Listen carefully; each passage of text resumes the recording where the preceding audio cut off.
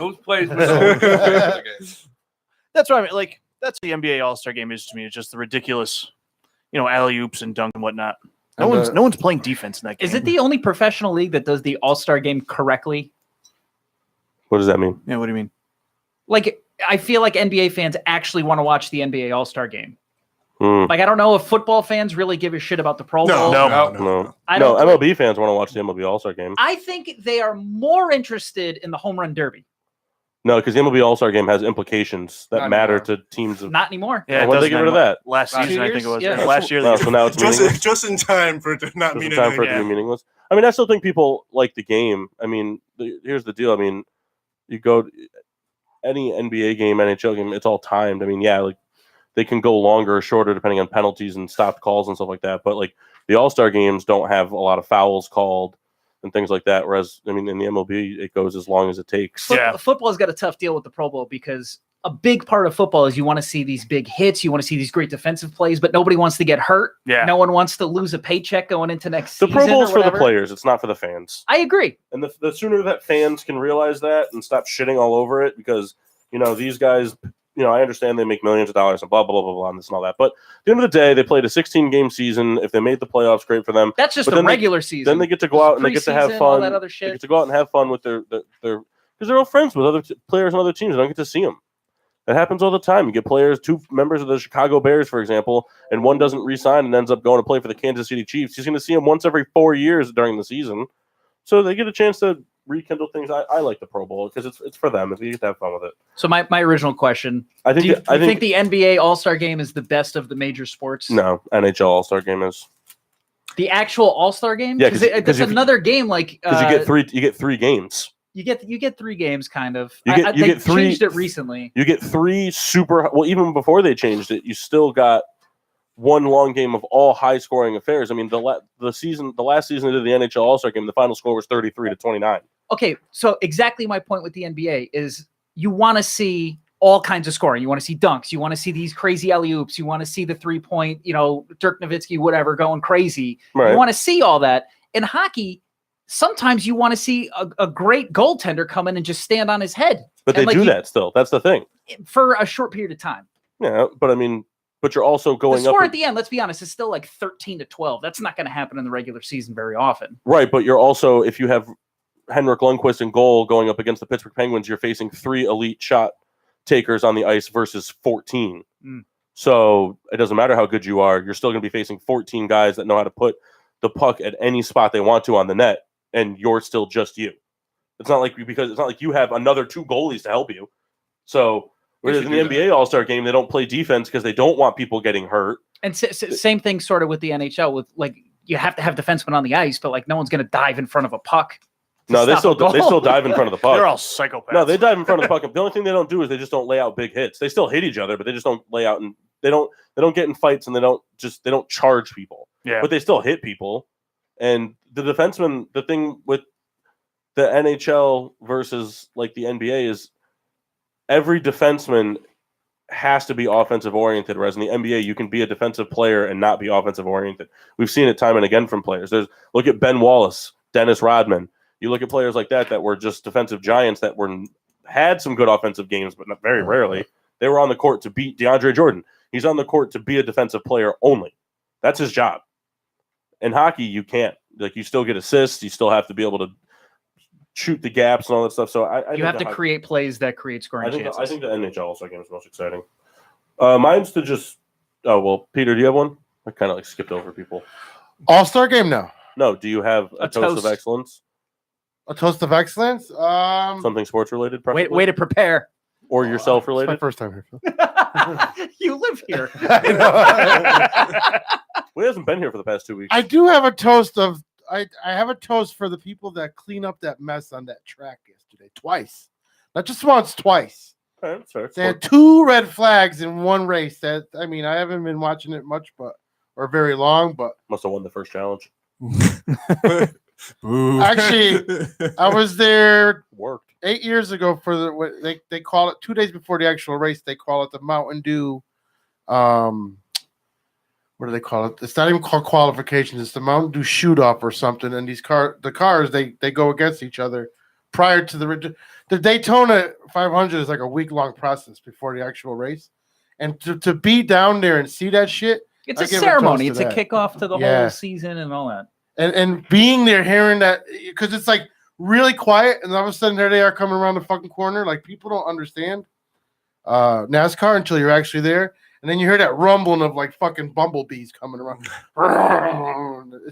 I used to make fun of people that like NASCAR, but not anymore. So here's to everybody who's a NASCAR fan. With your fed up face, Paul. Well, Your one contribution to the podcast so far has been the Daytona 500. So, you know, I'm a Cowboy fan too. But Phil, do you have one? a toast of excellence. Yes, we have to shout out Cameron Young, Quinnipiac Senior. Anyone see this kid? Nope. 55 points, triple overtime. Phil brought notes. I did. I prepared. I texted Kendall. I'm like, what are we doing? Like, I need to know. I don't want to look like a goofball. Hey, I listen, don't want to look like Pete over here. Have you heard the show? He's the most prepared guy tonight. We tried to do a segment once, like for a period of time, for like a local sports person, but then there was like 6 straight weeks of like everyone being very below average. Yeah. And we were just kind of like, all right. Like, No, this is a toast of excellence to Cameron Young, Quinnipiac Senior, 55 points and a triple overtime win over Siena. Siena, by the way, overcame a 20-point deficit in the second half just to tie the game. So it gave him an opportunity in the 3 opportunities. He scored 19 points, Cameron Young did, in just the overtime periods to help them win this game.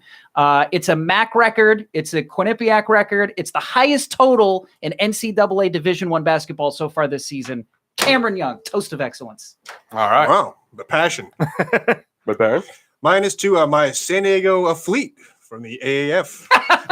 So I don't know if you saw it. Well, they My have team's terrible. They have fans already. Yeah. Quarterback Mike Bergavucci looked it up.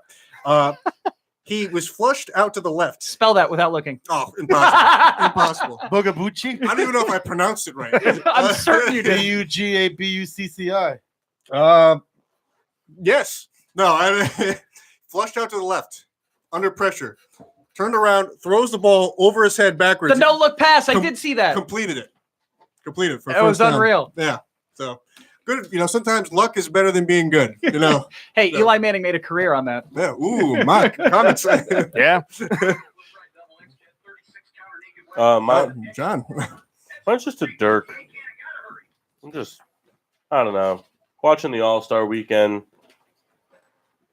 For whatever reason, this retirement in the NBA, this hurts me so much more than all the other ones. Is he 40-year-old officially retired? Yeah, this is his last year. That's why him and Wade got put into the Yeah. All-Star game. But like, this just hurts me so much more than like Kobe did, and like Tim Duncan, Kevin Garnett. Like I was all fans of those players, and I didn't really like expect Dirk, but it just hurts. It's like a real good like warm up for when Vince calls it quits. That's gonna hurt. That one's gonna really suck. I might cry. It's gonna be in the Pelicans. I hope he next plays year. forever. That'd be cool. That'd be Just- cool. Guy who'll be like 55 years old, still suiting up.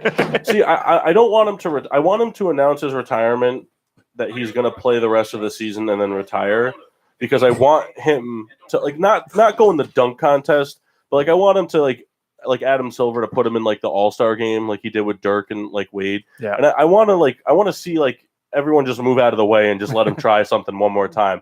Like if he can at like 45 can jack up like a between the legs dunk, I'll be all about it. That'd be the greatest moment in my life. As many people have called him just a genetic freak of nature. He's He just hit the insanity. genetic lottery. He's So I insanity. think if anyone could do that at 45, it's Vince. It's insanity. That guy's amazing. But Dirk, love him. Guy came off the bench, drilled like 2 35-foot threes. I think it was That's 3. great. He had 3 in like less than 2 minutes. Oh, Diggler? I also wanted to put Steph Curry in my toast of excellence because I don't know if anybody caught the mic'd up version of him in the All-Star game. Guarding Clay. Not just guarding Clay, but just talking trash to people. It was hilarious. Like he set a screen on like Kevin Durant and then moved, so Kevin Durant fell, and then he was just like, "No wonder we lose games." It was just funny. Like he was just being such an asshole, and I loved it. Good for him. Good for him. Big part of basketball trash talk. I love it. All right, you can open your beers. I Make- jumped the gun. I make a sound apologize. There we go. All right. Mark really loves that. If you're listening, there's Oh, also a live we got a pop chat. coming. We got a pop coming. Ooh. If you're listening, there's a live chat in YouTube, by the way. Yeah, Give it a talk chat. to us. There's 3 people in there already, so Let us give know. it a chat. Be an Emma and a Mamsie of the sports show. Tell us we're wrong, because we are. Yeah, All right. the chat room is there for you to tell us to talk shit. or Yeah. whatever. Who's got the funnel? I like that you brought your post drink too. What does it taste like? Heaven. Like that'd just be exhausting to drink out of. I know. It's a good workout. Burns off part of the calories. Where's your grill and everything? You look like something that you out of a rap video. What? That don't bottle looks like They don't drink beer. Mom, Heineken and Red Stripe. Poor man's Hennessy. Right there. I feel like that bottle's a defense mechanism. Like if This when you bottle- drink too much, you just start chipping teeth. This bottle costs more than Hennessy. Speaking of Hennessy, I re-upped on the private stock. 3/4 Hennessy. On the horn? Well, What is that thing you guys left in the sports bottle? that's the private stock. Oh my god! I opened it up the other day. I'm like, what? Yeah, it doesn't smell You have good. a 5-year-old. But when I was 13, I used to rob my friend's mother's liquor cabinet. We would pour everything in a regatta cheese can, Ugh. like That's everything. That started my drug habit back in 12. All that liquor. It's kind of what we're doing right Yeah, now. it's- All right, On the horn? Yeah, why not? All right. well, while that's going around, I'll do some explaining then. What do you got for us, Paul? So throughout the show, I have a little bag over here with some rewards. But we have That sounds ominous. they're going to be teams. So the teams are going to be Dildos and No, crazy glue. the teams don't really matter because everything's help made yourself, up and the Pete. points don't matter. But If not, pass it down. it's just like Sorry. it's 2 fucking comic geniuses over here. Guys, just keep The laughing. private stock got held up. Drink sure more of it. Making sure it goes. Drink more of it, Mock. It's coming to you. No, send it back to Mock. Oh, ooh, yeah. It doesn't smell good. No, you gotta drink it. Oh no, I don't. Just You one. have That's to. one Oh, no, try. I You don't. gotta One try try. it one time. Everyone, Phil. Nope. Phil. you're gonna be the only person in Getting Sports with Drunk history that's not even tried it once. I didn't say that. I'm right now. That's not even going close to me. This means it's not around the horn then. You can take the top off if that's the concern. That's a liberal bottle. What is in that? A lot. Everything. Just You lot of you guys robbed somebody's liquor cabinet. Is what you did. Like as a No, teenager. correction. I work for a liquor distributor. These were all bottles that didn't have labels on them, so I got to take them home for free. So you literally don't know what's in there. No, we do. we know some of it. I can promise you that it's 3/4 Hennessy. I can promise you that, with the exception of Hennessy, nothing that went in there costs more than $10 a I hand. feel like having a rap battle right now. So the teams don't really matter. It's just because I only made 3 sheets just at the time. So we're going to play Getting Sports with Drunk bingo throughout the show. We're not going to talk about it. It'll be at the end. You just keep track of how many bingos you get. So Phil and Peter will be a team. Machine Washable and Toothpick Souls. And then Rita and the Red Baron. And then the awards will be as followed. Whoever wins gets to give the present Am I gonna need Google? to the loser. I don't think so. And trust me, you don't want the present. No bueno. Get to bathe in the private Uh, stock. So, Phil as a guest, 1, 2, or 3. So it's just your sheet. You get Let's to pick go. Let's go with one. one. Okay. Machine.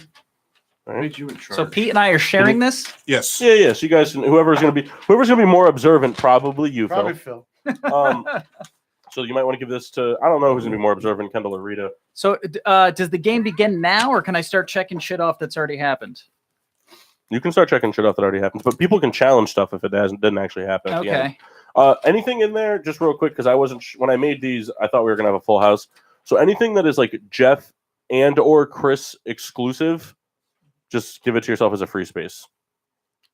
Because Whatever. yeah, we got a bunch already. Whatever he said. Nice. you guys can have fun with this. Did you plan on me being here? Because I see my name.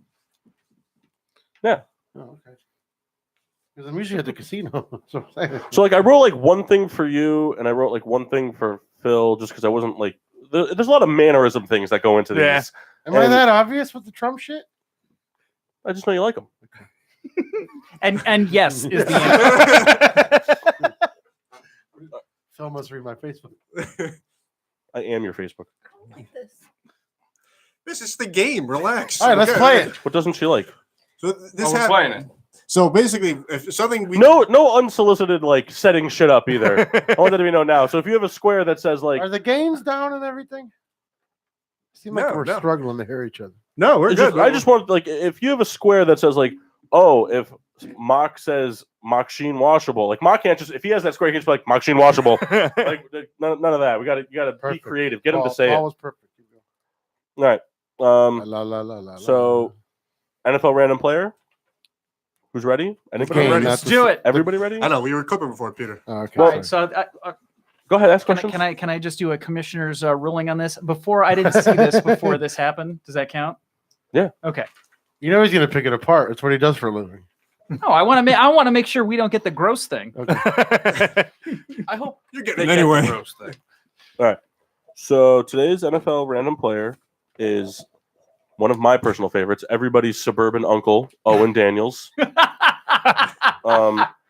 was a tight end in the NFL who played for the Houston Texans, the Baltimore Ravens, and the Denver Broncos. Was he on the Broncos Super Bowl team? Yeah. Yeah, right. He Yeah. was. Yeah. That guy screwed me in fantasy twice. Why would you have? So he's a Super Bowl champion, 2-time Pro Bowl, made the NFL All-Rookie team in 06. That's has- why. He has 36 receiving touchdowns in his career for 5,661 yards. How many career receptions does he have? Is this like an over under or just? Nope. Guess whoever's the furthest away has to drink private stock. We're saying just career receptions. Career receptions. Mock goes first. How many seasons? He played from 06 to 15. 542. This is almost like a Price is Right. Whoever catches the. All right. So did you write it Whoever's down? closest, not like the without going over Yeah. stuff. So just say a So- number. So what are you looking at me? Because he wants to guess in the middle. Yeah, 472. I was gonna say that. Like the exact number. Yeah, exact matter of fact. Yeah. All right, Oh, touch belly buttons. that's the rule. Come on. No, Oh, shirtless, God. shirtless. That's not what I meant. Reach Baron? around. All right, let's go with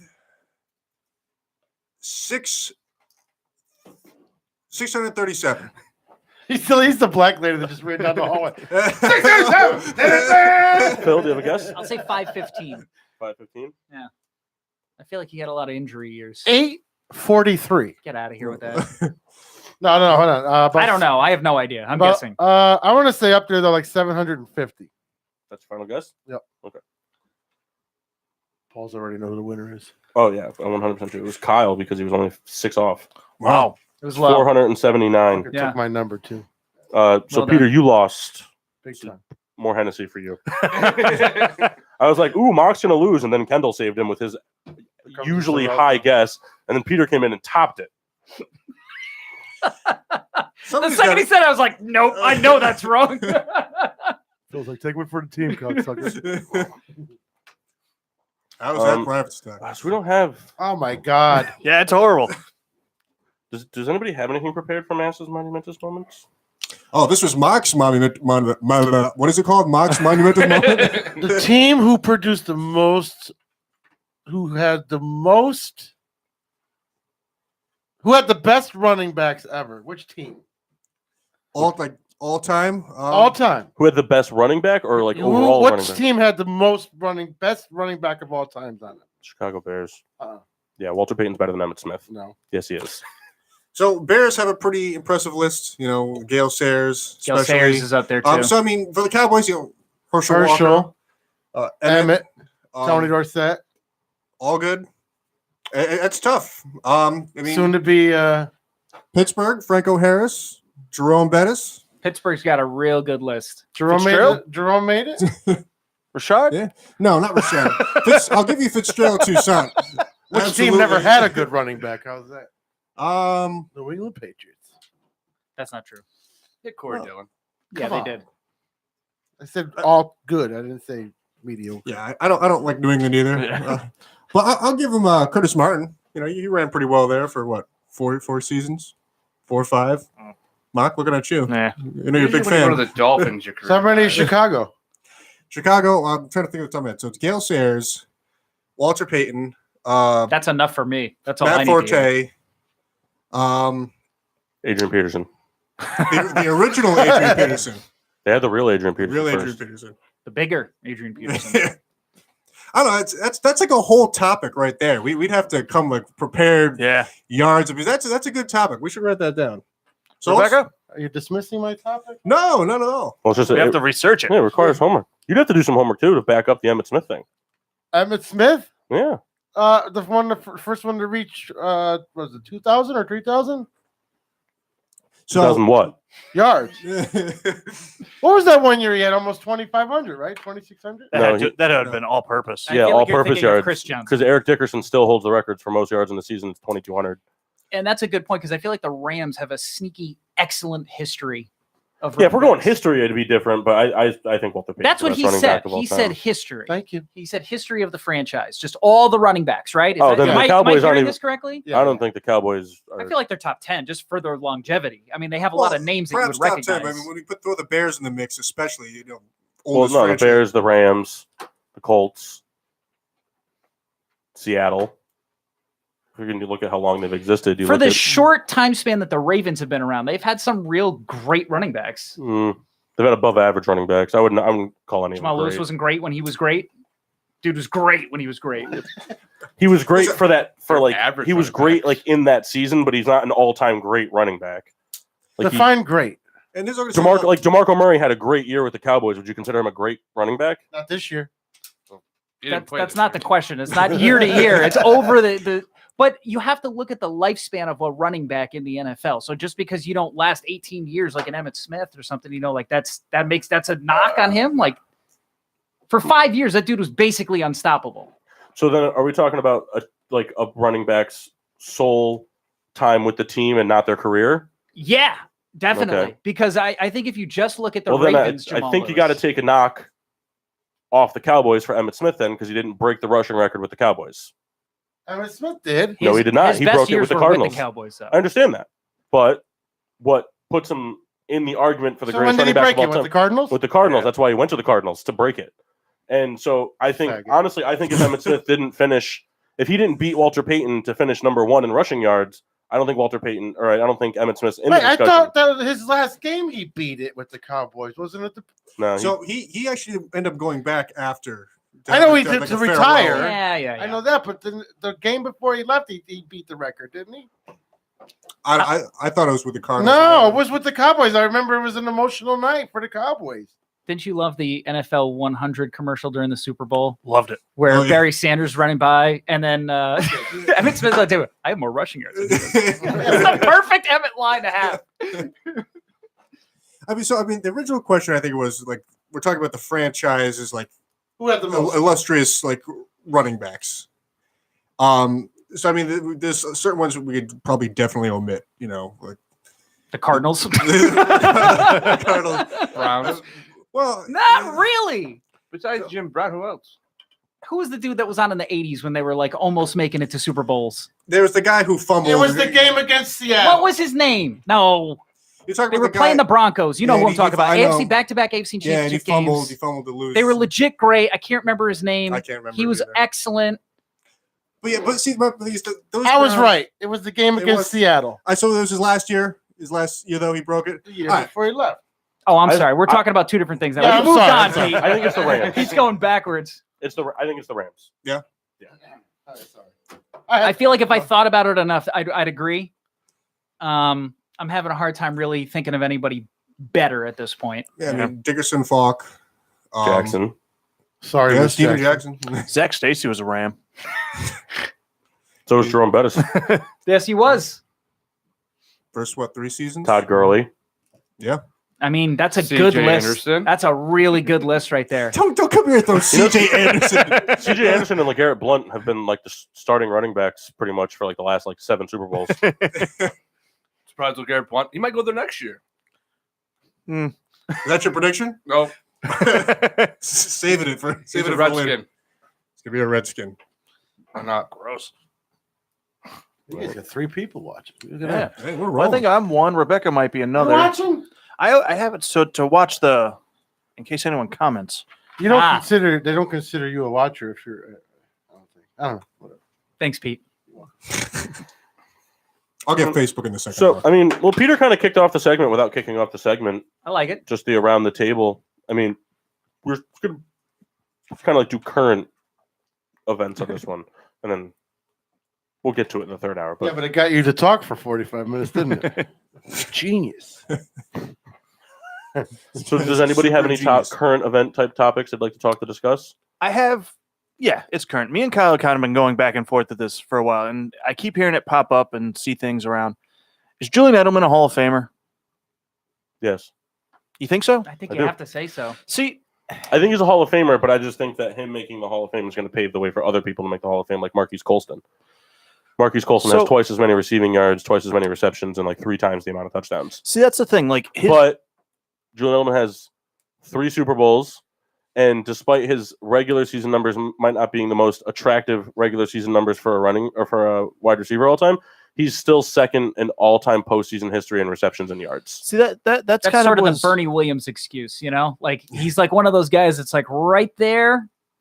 Yeah. Hasn't done enough. I think if he retired today, I think if he pulled a Bruce Bochy, it was just like I'm out and just stopped right now. I think it's. I don't think so. I don't The think he NFL Hall of does. Fame's a joke. I wouldn't say that, but I don't think so. I don't think I he's mean, in. a They're lot of- weirdly like particular about certain things, A and lot of receivers players- have a hard time getting in. 3 Super Bowls will put you in Yeah, the but NFL. Art Monk led the NFL in receptions for however long after he retired. It took him forever to get into the Hall of Fame. How many Super Bowls did he have? I have no idea. Probably none. I don't know the answer. Championships I have no mean idea. more than anything else in all of football. that It was doesn't kind matter of what me you and have Kyle's on your argument. resume. If you've got Super Bowl on it, you're good to go. that was kind of me and Kyle's argument because Edelman's like regular season stats are super mediocre. They're That's why I don't think really he gets in. they're not. And that's why I don't think he gets in. And so, like, the argument I was trying to make to Kyle was, does the playoff numbers and the rings do enough to outweigh the mediocre stats? I wouldn't even say mediocre. You have to compare him as not a lead guy. He's more a slot receiver. And like how many other slot receivers are putting up the numbers and grabbing the touchdowns that this guy has? And I know that we're in a different era of Yeah. NFL offenses where you have your Wes Welkers and these guys that can do amazing things out of the slot now, but that is technically his position. Yeah. So like you can't take a knock on a second baseman for not having as many home runs as like a first baseman or like an outfielder because he's just not as powerful. That's not his position. He's a slot receiver. His job is to get first downs, not necessarily touchdowns. And I feel like he's done that job very well. Yeah, absolutely. Well, aside slot receiver title aside, I feel like he's been the number 1 there for the past 3 seasons. Probably in terms of reliability, but not in terms of position.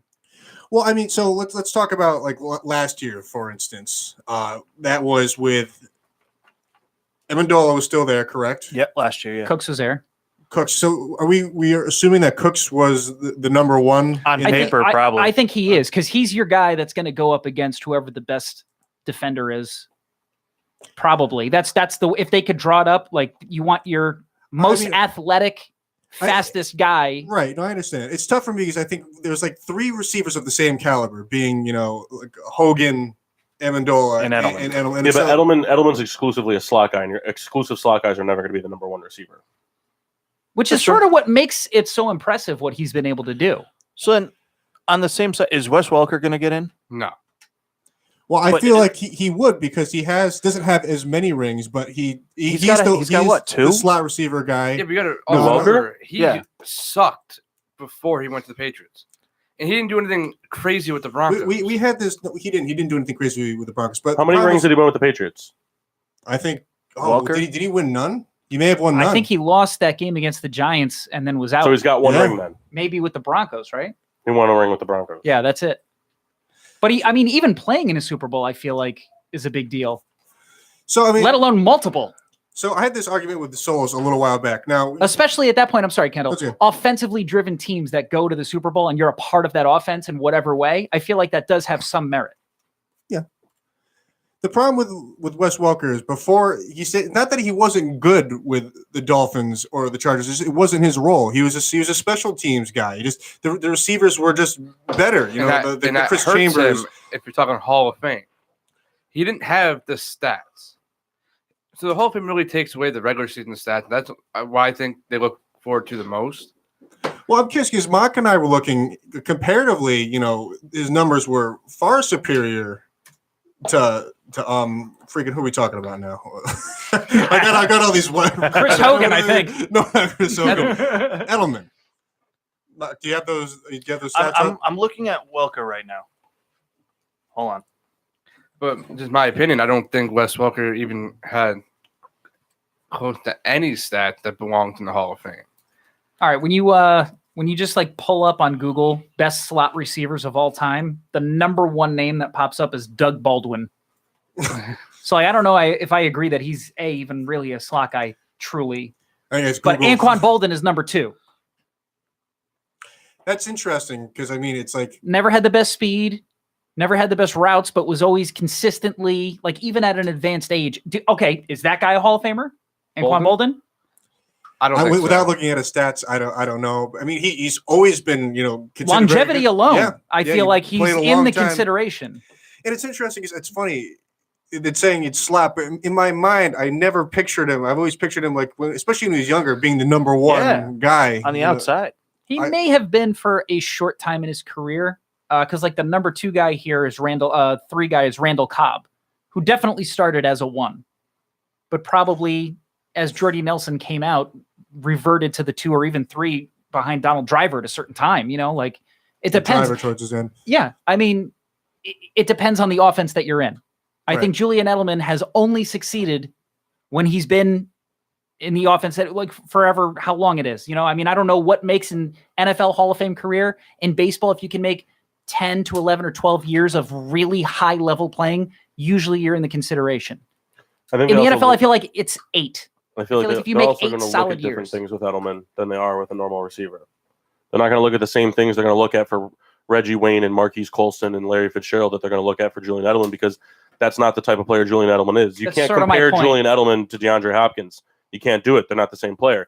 Go look at it. What was it, 2017? Julian Edelman had, I think it was something like 450 yards on third down catches over the course of the season, no drops, and was responsible for, through rushing, receiving, and passing, was responsible for like 87% of first downs made for the New England Patriots that season. Yeah. On third down. Those are things that matter. Yeah, I think not to mention second all-time in receptions in postseason history, second in yards. Yeah, I think he's a Hall of Famer, and it's for the point you made earlier. Just I think that the Super Bowls they weigh very heavily, and it's not like he won 3 Super Bowls and was coming off the bench, to have 21 receptions a year and have 4 touchdowns or whatever. This guy's producing. Welker has no rings. He was on the Broncos team. He was on the team that lost. He lost 3 Super Bowls. Wow. Didn't know that. Losing Super Bowls is not a knock, though. Jim Kelly can tell you. No, Thurman Thomas can tell you. I've always made that argument being the best in your conference for Marino? sure. Yeah. Fair point there, Pete. But, Although I'm not ready to call Julian Edelman the Dan Marino of his position. It's one of I just keep seeing it everywhere, and it was kind of interesting to think because I don't know which way I lean yet because like I said the stats are kind of that's my point. He's still playing. He's still playing. I think again he retires right now. I say no. I think if he plays another 3 years at a similar level, I think he's in heavy consideration at the very least. I think definitely not first ballot. Well, I don't think no, but he's going to make the Hall of Fame. Yeah, I think he could retire right now and make the Hall of Fame. The only thing that would jeopardize his career is a Ford Bronco ride. It's the only thing that's going to change. Racist. Hey, if they bring that car back, I'm going to buy one.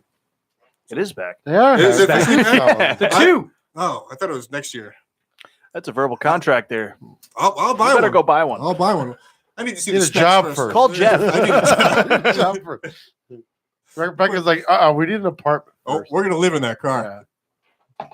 Rebecca, you'll live where he tells you. Kyle, do you have any current event things? I do. So there's a lot of speculation that Phillies are the landing spot for Bryce Harper. I don't care what you guys are laughing Falsely reported by Kyle. at. Okay. I have Kyle's back on that one. It was just so This is funny. You're right over there. Not to I'll cut be you up. okay. He Kyle sounds so calls depressed. me. Kyle calls me. Bryce Harper signed with the Phillies. I was like, oh, that's cool. And we talked. And then like half an hour later, Philly's the favorite to land Harper. I was like, Oh, that's Well, too funny. whatever. Bryce Go ahead, Harper's going to be a Philly. Hey, Why are you No mad way about around that? yeah. Well, it's funny because Kyle has forever. He's been shitting on Harper for years. That's why he's mad about it. He's still shitty defensively. Although Kyle tells me he thinks Harper's going to be better down the stretch than Machado. Machado's an asshole. And you can tell. 2019 is going to be great for Kyle because Harper is going to be a Philly and Joe Flacco's not a Raven. Care less. I wish he still was. I hope the Broncos beat you in the AFC Championship game so bad. Not gonna happen. You're right. It'll be the Patriots. Who are we kidding? That's an interesting. Elway is getting a lot of flack for that signing. Flacco. Private stock. Come on, this is your time. You have to do private stock for that. Not me. I didn't say it. You make a bad pun. That's private stock. That's like the number one rule for private stock. Here we I'm just go. gonna I not have talk to about the even whole see price what of color everything. this is. It's in a I'm black assuming it's bottle. just like That's Andrew. right. Yeah. So I can drive you home tomorrow. I work in Sullyton. Home. I have to go to work tomorrow. I'm Oh, on the that's air right, tomorrow at that's right. 6 a.m. Pond Well, water. so then you can just sleep here. It's He's closer. going to the couch. It smells like cough syrup. Yeah, it tastes like it too. Let's go tussing in there. I mean, do you have anything to add to it? No, I just want to You hear just- everybody's opinion. Like Mark was saying that it's a not bad as deal bad for as I 10 thought. years. Yeah, it just doesn't really taste that good. It's like The- if the someone deal melted a is- lollipop and put it So I in guess there. what the question, I guess what the thing is that they're giving Well- him 10 years. I don't agree. I don't think any player should be signed to 10 years. Yeah. But the fact that it's not a bad deal because Harper's made it known he's not signing for less than 10. He wants the long-term deal. He wants 8 to 10 years. So if you can make the deal cheaper by doing it 10 years instead of doing it for 8, what the hell's the difference? What's 2 more years, honestly? Who was the last guy to reasonably get that, though? Was it Cannell when he went to Seattle? John Carlo. His was 10? That was His more was of a 13. Oh my god. that was more of a trade situation. Well, the contract he signed with the Marlins, it was like 13 years. I forget the money, but I mean, it was, Trout has a lifetime deal on the table still. He should get it, but besides the point. it's those things, every player that signs that 10-year deal, But you got to They think don't about pan it. out. The two guys, Robinson Cano and Albert Pujols, they both signed it when they were 30. Okay, they signed it when the peak at the end of their. What am I looking for? So they've kind of we'll call it, they kind of peaked at that point. Yeah, it's peak kind of- before 30. Right. At the point that they were signing the contract, they were among the 10 best players in the sport. Is that what you're saying? Okay. And then they hit the 30 mark. CC Sabathia would be another one. I mean, it's he gonna- signed a very long deal with the Yankees. Admittedly, it had an opt-out clause within like 4 years, which Yeah. he did decide to stay in, but he could have left in the middle. Mhm. So that opt-out, I feel like, does help players at a certain point. But I feel like less and less teams are willing to offer that. How much money is baseball making? Were they just offered Machado $240 million for 8 years? Well, I feel Because there's no salary cap in baseball. But that's also- how much are they making? There's not a salary cap in baseball. there is, but there isn't. One Okay, stadium can't make that in a year. Here's salary cap. Oh, but if you go over it, you just got to pay the You luxury pay tax. more, The yeah. Yankees been playing the luxury tax longer than I've been alive. they won't be this That's year. not true. They won't be this year. They're under. They're under. For That's now, until you ridiculous. sign Harper or Machado. They're not getting either. I don't think they can 240 either. You guys are million. getting Machado. Every year that you go over the luxury tax, it multiplies. So the Yankees at a certain point last season were paying almost as much in tax than they were certain players. Yeah. You understand what I'm saying? And they're So, like, making it back? they are. Oh, yeah. But here's where the luxury tax comes in, where it actually helps all of baseball. So the reason a team like the Pirates wants the Yankees to pay luxury tax every single season Uh-huh. is that if the Pirates don't draw, that luxury tax goes into a big pot that gets distributed to all of the teams to keep them afloat. Okay. So that's sort of how it works. Yeah. So How that's much why is a like the ticket at the Pirates don't stadium? complain. That's why this luxury tax got voted in, because you have at the top like maybe 7 teams that will be willing to spend to bring in these big players, and multiples. Yankees are one, obviously the Red Sox, the Dodgers, even the Mets will spend at Yeah. a certain point. Don't talk to a Mets fan in the last 5 years because they won't now. Or But at May. a certain point, or any, I guess, but at a certain point, the Mets were spending some big money. Chicago Cubs will spend money. So that luxury tax helps keep afloat all of these other teams like the Reds, who will never do that, or the Oakland A's, who historically will never, ever do that. So are they getting this money from the Shocking networks? every Is time. that how they're... No, the league distributes. But I'm saying, for the Yankees, let's say the Yankees, how are they getting this money? Are their tickets You got to $80? keep in mind. Are they getting the money from the networks that are paying them to play? Well, they own the network, so yes. They Well- own the stadium, so yes. Yeah, There's but every no season- corporate sponsor on the stadium. They own it. Anything that's sold within the stadium basically they either get a major cut of or all of. But what's All the- the merchandise with the Yankee emblem. Like just think about how often you see a Yankee logo somewhere. Yeah. The Yankees are making money on all of that. What's their salary though? A year, $1 billion? No. It's outrageous because you got to think there's 162 games, so you have 81 home games Are they filled out though? Without the playoffs. The Yankees without are. that's the thing. Like these big market teams. So what is it? $30 a ticket or more? Oh, It depends on where you're going to It's sit. in I bleachers. usually like when I buy tickets, it's usually $40, $45. All right. So what? 20,000 people. 20. It's a 50,000 Is it seat 50,000? stadium. Yeah. Okay. So 50,000. I think it's $40. 56. That's only Somewhere around 200 million right there, though. So where's the rest? Oh, only. Well, broadcast number one. Broadcast That's what I'm rights. saying. 200 million isn't a kick in the bucket when you have what 30 people So, making. but again, Pete, when you look at the value of baseball franchises, the Yankees are so high on the list Yeah. Yeah. because they own their own network. Network, They're not yeah. like the Red Sox where they have to borrow from Nesson and like they're sort of, like they have a piece of the pie kind of thing. The Yankees have the entire pie. They have all of it. Yeah. They own that broadcast network. Nobody so- else broadcasting besides Yes. I think Yes already is worth $1 billion. Is it worth $1 billion It- just on its own? And the crazy part about Yes is Yeah, but Fox broadcasts the Yankees too, don't they? well, In certain, like the Sunday games, like a Sunday afternoon And game, they have or to pay whatever. the Yankees. You have to pay Yes too.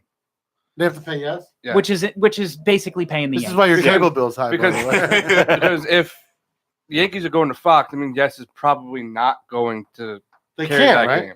They can't carry the game at Fox. And has it. also, Well, the game will be black. Like, they'll do like a blackout or whatever. It's a Say it again? national. They'll do a What's the blackout, other but station? what Yes will do is they'll re-air the broadcast probably the Yes, next yes. day. Sometimes Well, they the- do that. you know, Steinbrenner's a genius.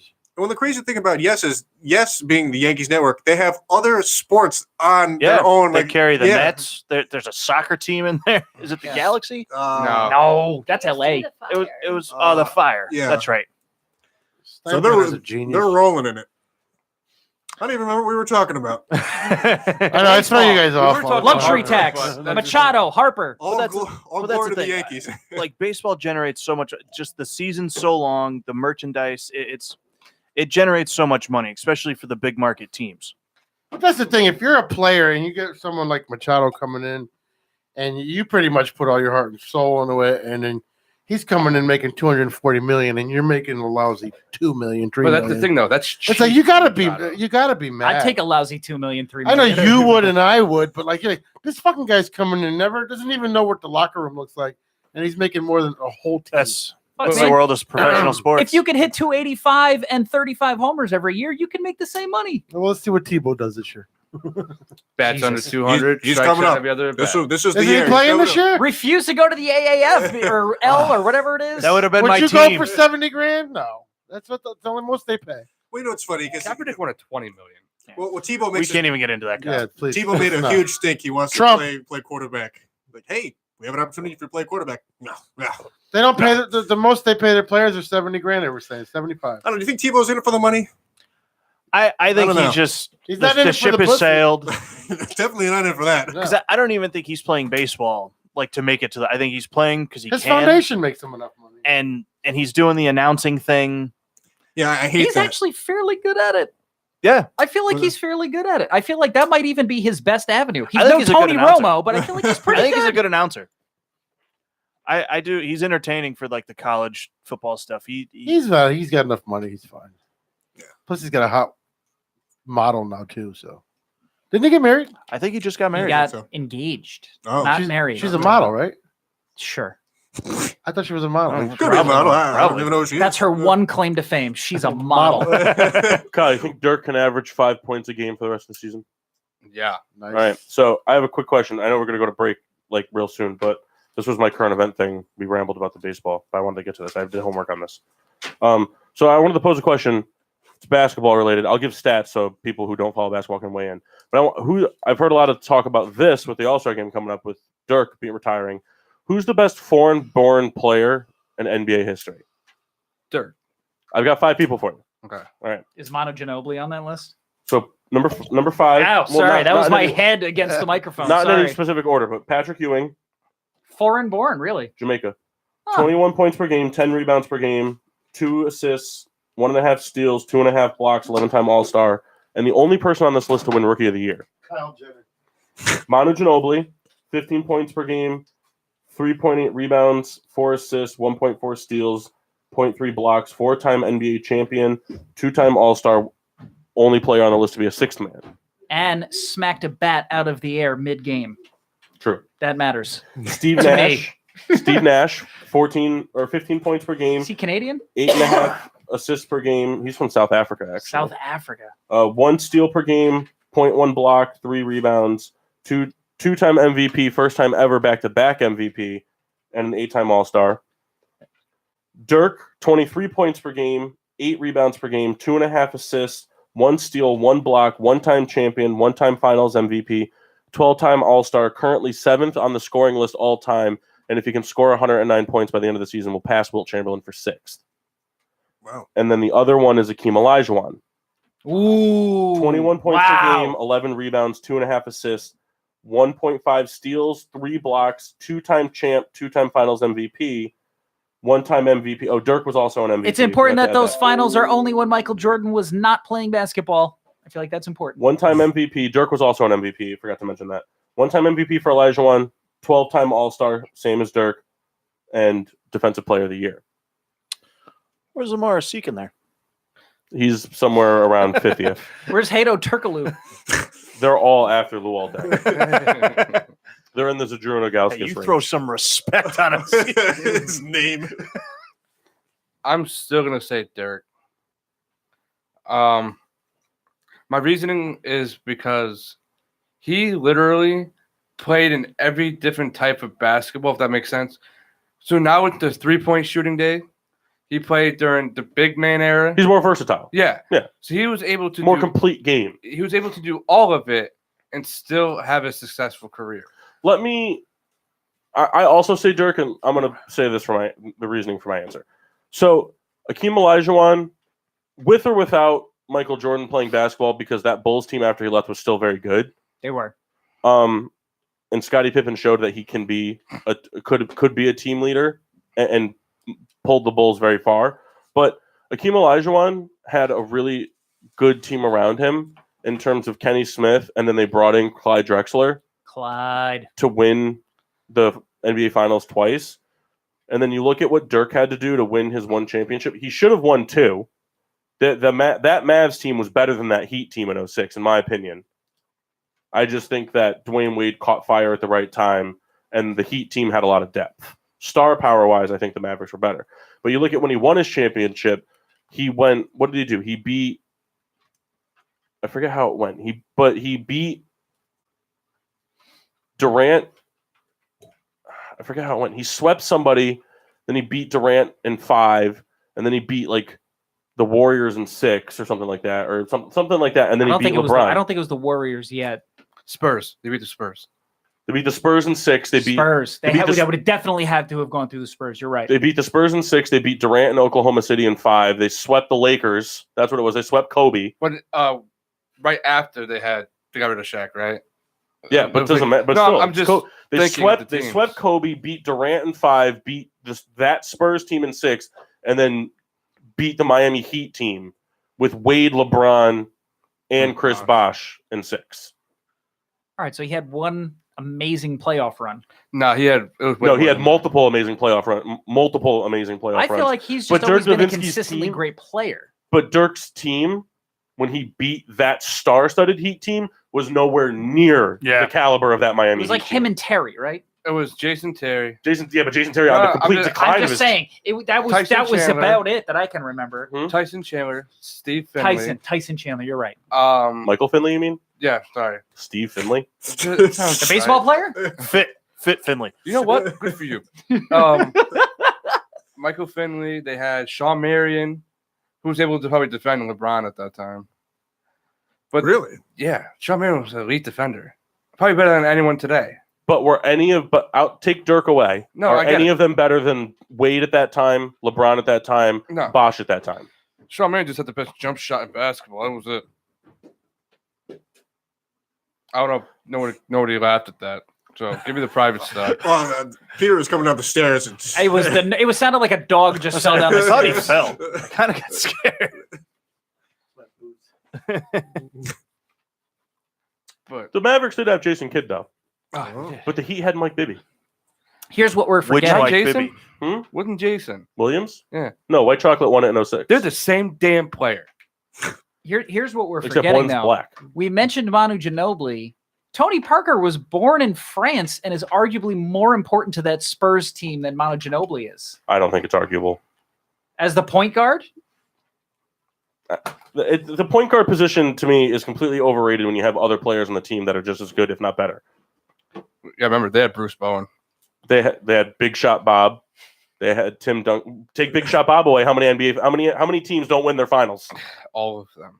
You taking at least one away from the Spurs can you and one away from the imagine Lakers. that's your career? You just make consistently huge shots in the You just make playoffs game winners. and win championships. That's it. That's your career. It's amazing. That's That's fine the with me. dream. I just like how He's got more rings than LeBron. That's fine with me if that's my career. Souls was so defeated, but like all of them. Nah, dude, that guy was just ridiculous. He wasn't even good. Who? Robert Horry. He just played for one of good teams. But he made clutch No, shots. no, I get it. Like, I'm not saying At the anything about most that. clutch times. He just sucked every other game. But My thing is that Manu Ginobili meant. I think Manu Ginobili meant way more to that Spurs team than Tony Parker did. Man, I don't know if I agree. I agree with guess Paul. I guess it depends on the certain year. I think early Tony Parker was just unstoppable at a certain point going to the basket. Like he just found a way to get through defenses if he had to. When he had to But score, Manu did he the same would. thing too. Manu always did the same thing. Not early. In Manu, Early, he was basically and Manu just was a also, shooter. but Manu was also the player that was like, "Hey, I'm playing at a starting caliber level," and Greg's like, "Hey, we think that we don't really have any scoring depth off our bench. We would really like to put you on the bench." Okay, I'm going to do what's best for the team. You got that. Guy would have been a starting 3 on any team in the NBA, but he chose to ride the pine pony for the start of the game to do what was best for the team and result in more championships. Tony Parker, I think, is do you think he overrated regrets that now? I don't know. I'm just saying. No. In the first 5 years of that dynasty, I think Tony Parker was more important to it than Manu Ginobili was. It's close. I don't know. I think you need a great point guard to lead these teams sometimes. I think any statistics that are shown up, and it would be things like all-star votes and stuff like that would beat Parker over Ginobili, would be simply because Parker was always the starter and Ginobili chose to come off the bench to help the team in depth situations. And I Tony don't Parker dislike sucked. Manu Ginobili. I feel like I need to put that out there. I think Manu Ginobili was far more important to that team. That entire tenure of I'm that not saying Spurs he team, wasn't important. more important than Tony Parker. That's what I'm saying. I'm not saying he that I wasn't disagree with. I think he was far more important than Tony Parker. Post 2011, I'll say he was. But you know who's gonna be the best? Luka Doncic. Why are we listening? All right, we're gonna do a break. When we come back, Mock's got a segment prepared that we're gonna talk about percentages and all that stuff, right? Some fun stuff. More or less, yeah. All right, good intake. So yeah, we'll be back in about 5 minutes. Red Baron, play us out. All right.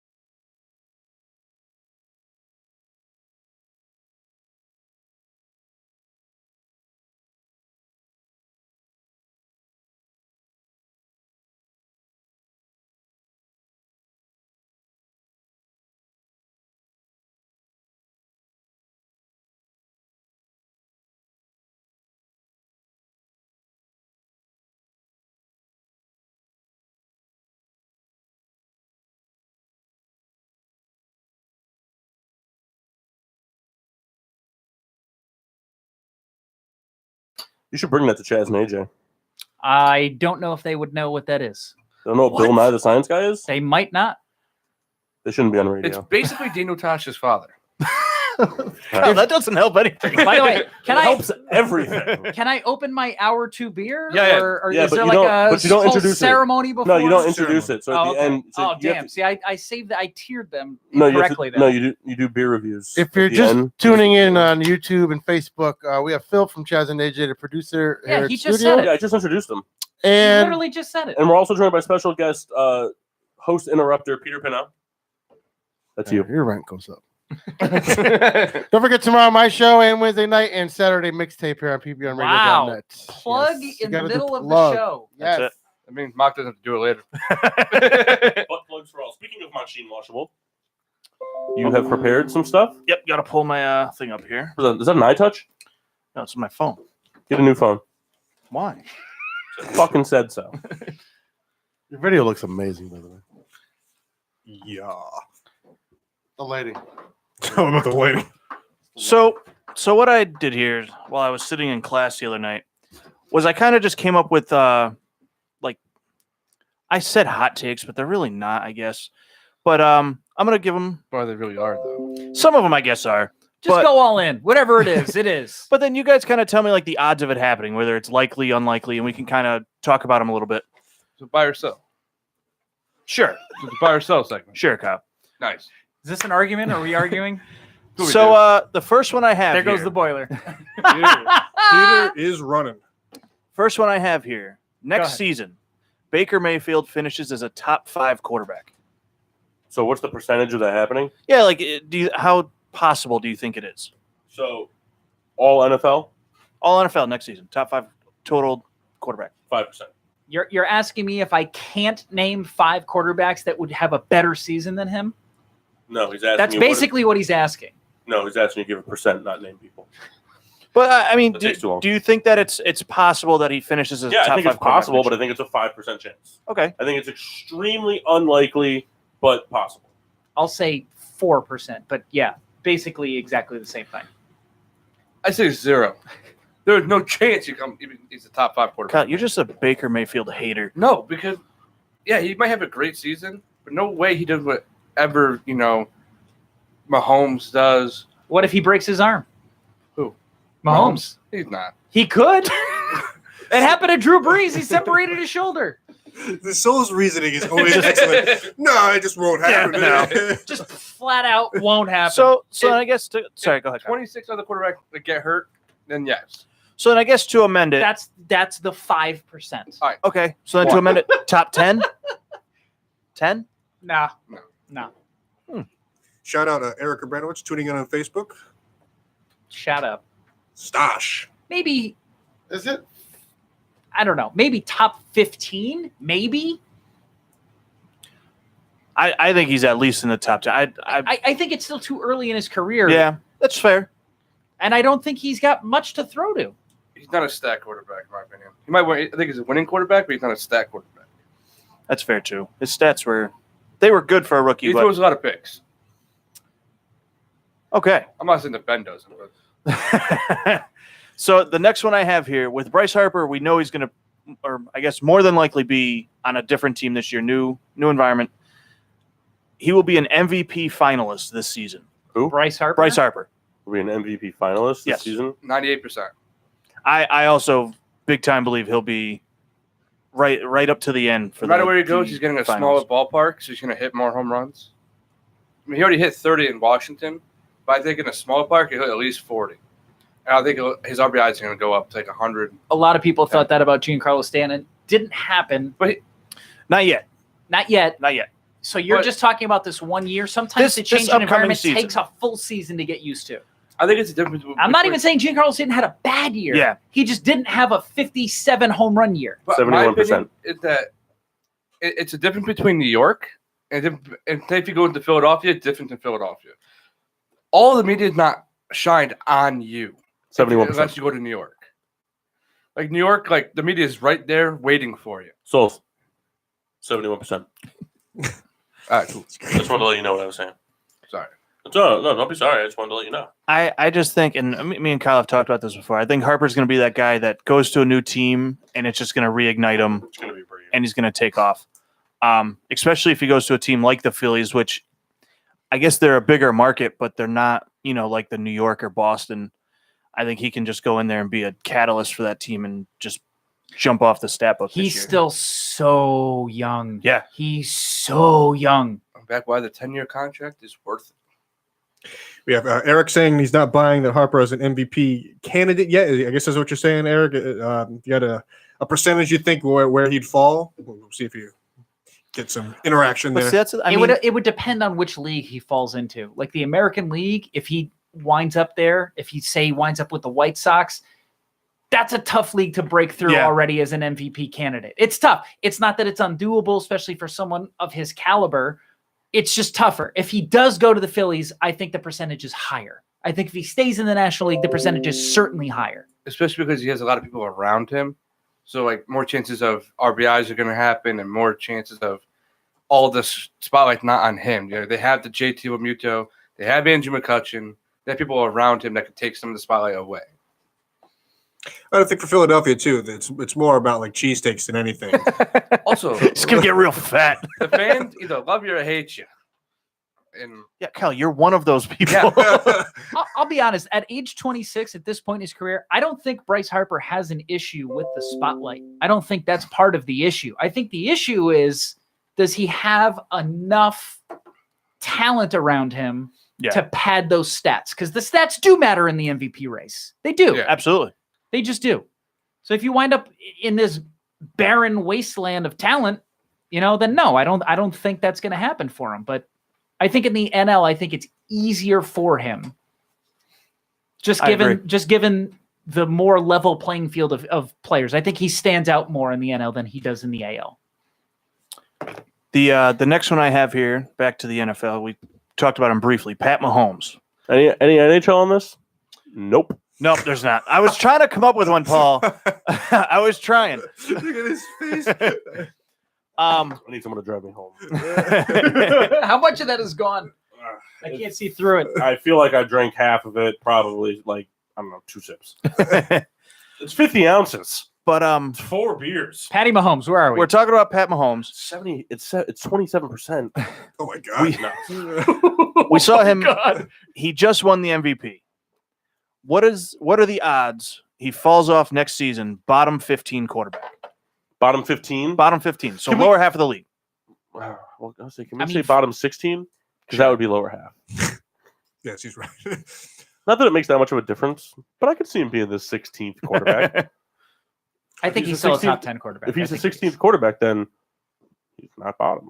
Still top half. I mean, the Chiefs I think the fall off is guaranteed. I don't think he throws for 50 touchdowns Yeah. again. But if he throws for 39, I think he's still a top 10 quarterback. I'll say 5% again. I think it's low. I think you can't go this far. 25%, 30%. I'll give it 30%. That's fairly high. Because unlike the first prediction you gave, like you've got Baker was a top 5 thing. So you got Baker going up against veterans that have been doing it forever, not to mention one specific New Orleans Saints quarterback who's going to have a very big chip on his shoulder coming into next season. Plus, you look at all the other How'd that taste? talent around him and all that stuff. Slimy. But for Mahomes, I think it would be very difficult for him to finish in the bottom half of the quarterback race. But I also think that when it comes to Baker, we have still a lot to see from Baker, and we still have a lot to see from that Browns offense as a whole, especially when Kareem Hunt decides when Kareem Hunt's eligible to play. That opens up a whole new world. You got to figure Kareem Hunt could very easily add another 800 yards to Baker's resume and 6 or 7 touchdowns. Yeah, absolutely. Very easily. that's not a stretch at all. And But- that's even with only playing maybe 6 games. Like, that could easily happen. I think his suspension's only 4. But anyway, I don't think it's more than 6, but yeah. But anyway, I'm saying, back let's say to it's 10 games. Even in 6 games, we know what he can Oh, absolutely. do. Back Like we to saw what the happened in the first 3 weeks of the Mahomes season. thing. I think that there's a lot of teams that are going to be you look at just the three teams in his division alone. Gruden is no slouch of a coach at all. Bad drafter, great coach. So Gruden's going to be playing to stop Mahomes. Speaking of Gruden, Anthony Lynn is a defensive-minded coach, and he's got a very good defense that was not all together at all last year, health-wise. Yep. And the Broncos still have a very good head coach, and now brought in arguably the best defensive coordinator in all of football last season to be their head coach. So right there alone, you've got two of the NFL's top 10 defenses that he's going to have to face 4 times. Then you look, he's got to play a first-place schedule. Belichick's no slouch to play against, right? Okay. absolutely. The Texans are going to be no slouch to play against. They're a very good team defensively and can put up points offensively. And when Mahomes At one point, won and when 9 Mahomes- straight games this past and when Mahomes made his mistakes, his most important mistakes were when he had to play shootout football. Yeah. Because when you have to throw the ball 50 times, you're going to make mistakes. Ask Ben Roethlisberger. I'm not saying it to shit on Ben, but No, Ben, you're right. You're Ben right. has had to make a career out of throwing 40 times a game. Yeah. And that's why, and Eli Manning too, because they had, running back situations haven't always been the way they should be, Yeah. blah, blah, blah, blah, whatever. So That's you sort gotta of throw. how the offenses are created in the today's I think NFL Mahomes as well. has on paper, the Chiefs as a unit may not have as tough of a schedule as Mahomes has against defenses. Yeah. If that makes sense. That's fair. So, I mean, I still think it's very low because I don't think he's going to be in the bottom 16. I You look at any rookie that's going to start, people like Josh Rosen, Tannehill, I'm sure, or Foles, whoever, because Foles has on and off games. I don't think Wentz is that good. Who knows what you're going to get out of Eli Manning next year? Yeah. Dak Prescott, Teddy B. I'm saying, but like all these guys, you don't know what you're going to get out of them. Even Mitch Trubisky, Stafford, things like that. So, No, those are good points. So the 30% is more attested to him getting in his own head versus defense stopping him, just because he's I young. don't see that in his personality. I just don't. I know nothing about like judging quarterbacks' personalities, but I just don't see him as someone who suffers from that. I don't see him trying to make things more complicated than they are. And I see quarterbacks that try to do that. I think Phillip Rivers early in his career tried to make things more complicated than they were. I don't think that's what he's going to do. It's going to be the opposite. opposite. He's going to get too comfortable in his own skin, and he's going to think that he can do these flashy things, and he's going to get lit the fuck up, and he's going to start getting picked left and right.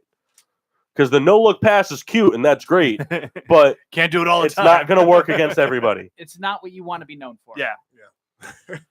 And in my opinion, Patrick Mahomes is one 5-sack game away from rattling his cage for a very good chunk of time.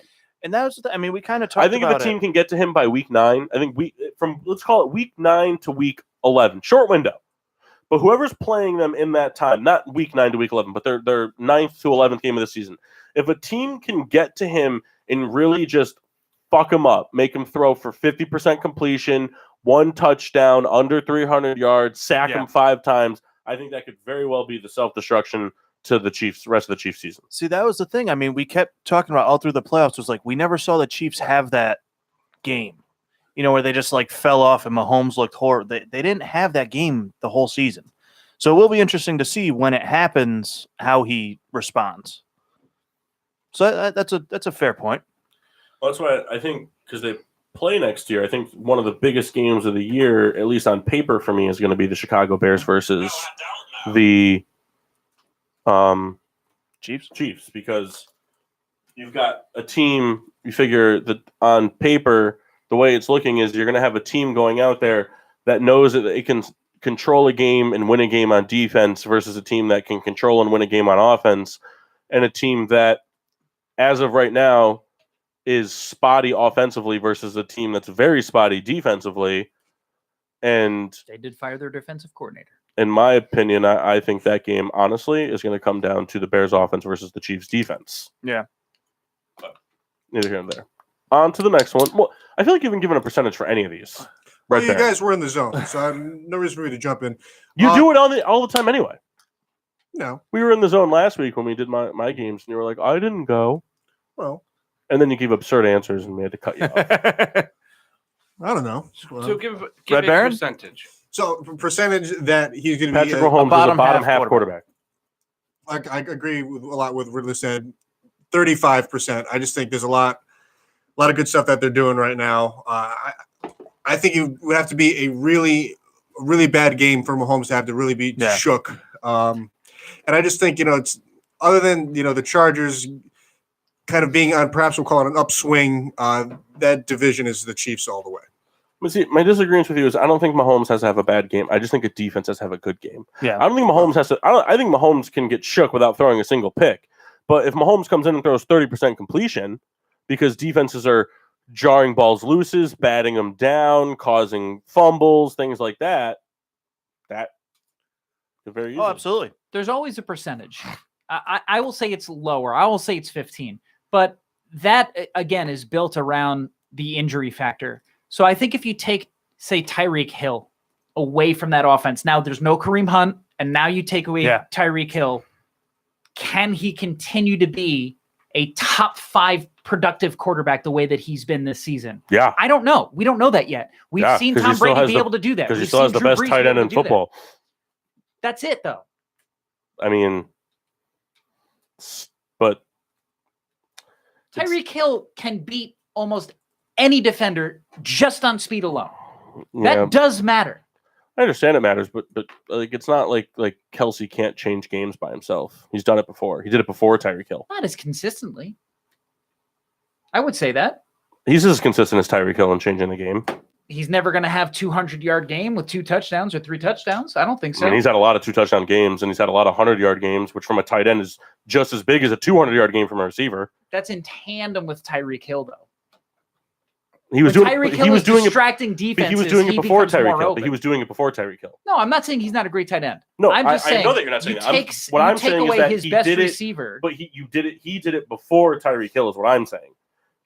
Kelsey proved his dominance in the tight end position before Tyreek Hill proved himself as a legitimate threat at the wide receiver position. My point is that you're ultimately graded as a quarterback at the end of the season on certain stats. Some of those stats are completions, which are not always your control, as we know.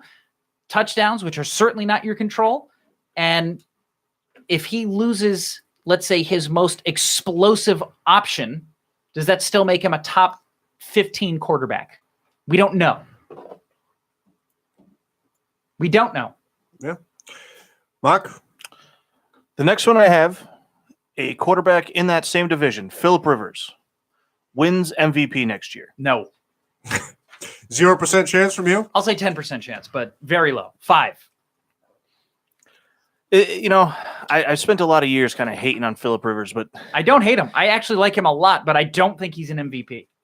I think he can make a case. I mean, he was kind of making some headway this year towards it, and then Mahomes kind of if the Chargers won the division, Phillip Rivers would have won MVP.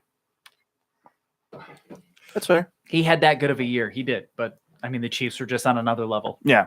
I will say there is a 38% chance, and I would need stats to back this up, but what I've noticed is that he's actually played better with age. Yeah. Now, there was that period of time that 4 or 5 years, perhaps smarter. Maybe less, hey, let's just be a gunslinger and throw all over the place, which, he still kind of does now, but I guess smart is what you're saying, and I agree with that sentiment.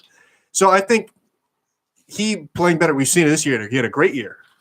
He could put a season like that together. Arguably again. His best year. Yeah, I think he can make a strong case.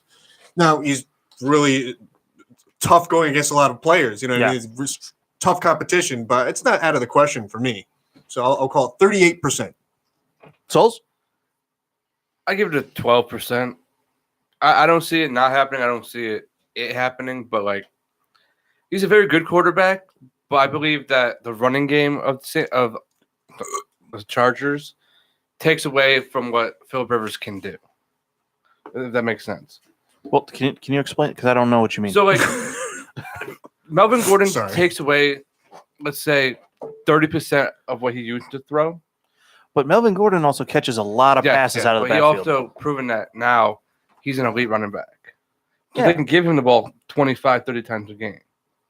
Whereas rookie season, he couldn't do that. But they're never going to give him 30 rushing attempts. That's not my point. I'm saying that he takes away from at least 15 passes from Phillip Rivers. So the point you're making is that because of Gordon's ability running the ball, that Rivers is not going to be having as many attempts for as many yards, and that's the stats. I think will it's a wash because I think the attempts the passing attempts he takes away for Gordon's ability to run on the ground is yardage and touchdowns he makes up through the air for Rivers. I think it improves his QB rating. I think it improves all stats. Yeah, because I think it ultimately makes him a more efficient, smarter quarterback. Since LaDainian Tomlinson, what was the last? Who was the best receiving back they had between Tomlinson and Gordon? Sproles, but I mean that's. And was he even notable as a Charger? Really? No, but bigger namesake, Oliver. Yeah. No.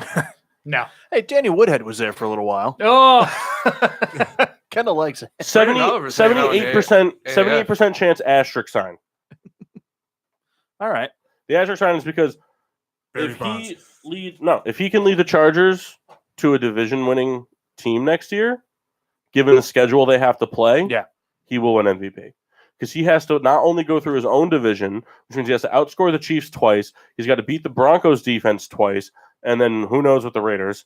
But he also has to go and he has to play Chicago. He has to go play the entire AFC South. So Jacksonville, a much improved Colts team, and the Houston Texans defense. Mm-hmm. And then there are two random teams, which are going to be, they finished second in the division? Yeah. So that's going to be the Steelers, right? Don't forget Tennessee. The Steelers Are they in the South? The South, yeah. Yeah, I'm not worried about Tennessee. Tennessee's Tennessee's got a good run defense, and that's about it. Yeah, that's the best they've got to offer. Who finished in second there? Tennessee. No, in Tennessee in the AFC East East would be probably I don't even know. Dolphins. Was it the Dolphins? Yeah. Man, they It certainly wasn't the Bills or the Jets. So, Not this year. So it's a tough road ahead. Well, I think the Bills only missed it by a game because the Dolphins started off hot and then sucked And then ass. kinda- The Bills consistently won one, lost two. So, all right. So I think Phillip Rivers can make a case next year. I mean, he did it this year. If the Chargers go 13-3 next year, that means you got to figure that They at least beat the Chiefs once, you would assume. they beat the Chiefs once, they beat the Broncos once. They had to have beaten out of these teams at least three of them when you consider Texans, Colts, Jacksonville, and Chicago. They had to beat three of them. Those are all good defenses, very good defenses. So if they can, that's why I say, it's a lot of it depends on how the team kind of finishes. Yeah, I think it's very possible. I just don't think people look at And him all his as an weapons are MVP. coming back. I just don't. All his weapons are coming back plus some. Because you got to figure the year he had this year was without Hunter Henry. The year he had this year was his number one tight end option being a 38-year-old Antonio Gates. Now he's got Hunter Henry coming back. Terrell Williams is coming back. Oh, he's coming back. He's a free agent. I don't think they have the money to sign him. We'll have to wait and see. Whatever. So my next big one loss. here, we talked about this guy briefly. John Elway brought in Joe Flacco, but John Elway gets fired this season by the Broncos. I will say 10% chance. I think there's some people who are kind of untouchable, no matter how bad the decisions can we be. reword it? Can we say gets fired? Because if they make the playoffs, he's not getting fired. I think So chances he gets fired if they miss the playoffs. just this season. However, if they miss the playoffs, whatever. Well, I'm saying because because the season, we don't know how the season's going to play out. If they make the I playoffs, understand he's not what getting Paul's fired. saying. Yeah. You know what I'm saying? So it's Well, that. If It's too they hard go- for me to if they give a go percentage 10 and because 6, what if Patrick Mahomes tears his ACL and Phillip Rivers tears his ACL? The Broncos are probably going to win the division, and then no, he's not going to get fired.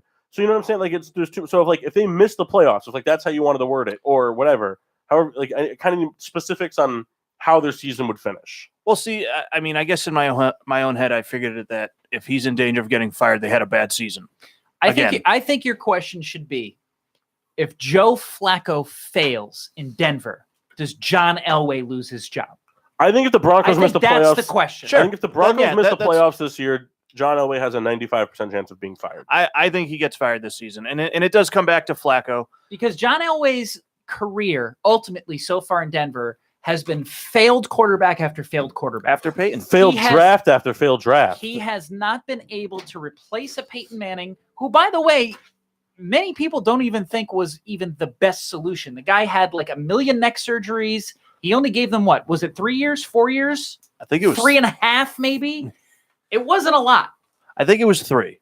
It wasn't I as much think as so. many people are thinking. So if that's your entire legacy, is you're this great quarterback who's able to identify other great quarterbacks, and you're unable to do that one job, yeah, I think you can lose your job. I'll say 70%, but it has to be on the back of Joe Flacco. Absolutely. So Joe Flacco has to have some kind of success. I think if they go 10-6 and miss the playoffs, I think they're okay. I think if they go 9-7 and miss the playoffs, I think he's okay. If Joe Flacco throws for like, say 20-12 or whatever, touchdowns to interceptions. But Joe Flacco has to be a decent to good quarterback. I don't think anyone thinks he's going to be great anymore, but he has to not give away games. Is it Denver where people go to die? I disagree. I think it relies. I think Joe Flacco's the lower end of the percentage of it, because they've had. Name me, since Von Miller, name me one draft pick that he's made that's turned out good. Name me one head coach he's hired, with the exception of Gary Kubiak, who retired due to circumstances, that turned out good for them. I mean, that's not his fault. That is his fault. He hired the head coach. You hired those head coaches, and they failed you. He accepted the job and then decided to retire. That's not on John Elway. Who? That's on Gary Kubiak. That's no, not John Gary. Elway. I said with the exception of Gary Kubiak. John Fox failed. Vance Joseph failed. This guy comes in, leads him to a 6-10 team. It's on the coach more than anybody else. Because if Flacco goes out there in the first 4 weeks of the season and throws 15 interceptions, he's getting pulled. And if they continue to lose games, that's not on Flacco's play anymore. It's on the coach. His rookies that he's drafted time and again have been terrible. Cortland Sutton is the first bright spot in John Elway's drafting since Von Miller. He has completely dismantled this team from what it used to be. The only reason that team won a Super Bowl was because Peyton Manning was there that 1 year to absolutely blow up the stats offensively with a defense that was playing well, went to the Super Bowl, lost. The defense came back hungrier and played harder and better than ever, and the offensive weapons around Peyton Manning put up great numbers from a pedestrian year from Peyton Manning and a very pedestrian Super Bowl. Yeah, he was bad in that Super Bowl. The head coach, not good. John Elway has not made any good decisions around Denver football at all. You mad, bro? No, I think that it goes much deeper than Flacco. My point is not even just Flacco. It's just the quarterback position as a whole, sort of exclusive and separate from everything else. As a guy who is supposedly a top 10 quarterback of all time, your one job as the GM is supposedly to be able to identify who these great quarterbacks are going to be. Every quarterback that he's brought in, not named Peyton Manning, has been an abysmal failure. So if Joe Flacco comes in and can't be even good, yeah, you're gone. But so has every coach he's brought in, with the exception of Kubiak. That's and not his forte. I'm not saying that it excludes him from the conversation. Here's the thing. I'm saying if Joe Flacco is an abysmal failure, that's on John Elway. Elway's position is the quarterback, and he should be able to identify the quarterback. But when you put on the GM hat, you accept coaching, quarterback, drafting, coordinators, everything. It all becomes your forte. You're not wrong. If you don't do a good job at all of them, you get fired. And he's done a bad job at all of them, as equally as he's done bad. But hasn't been fired. But hasn't been fired. So that's my point.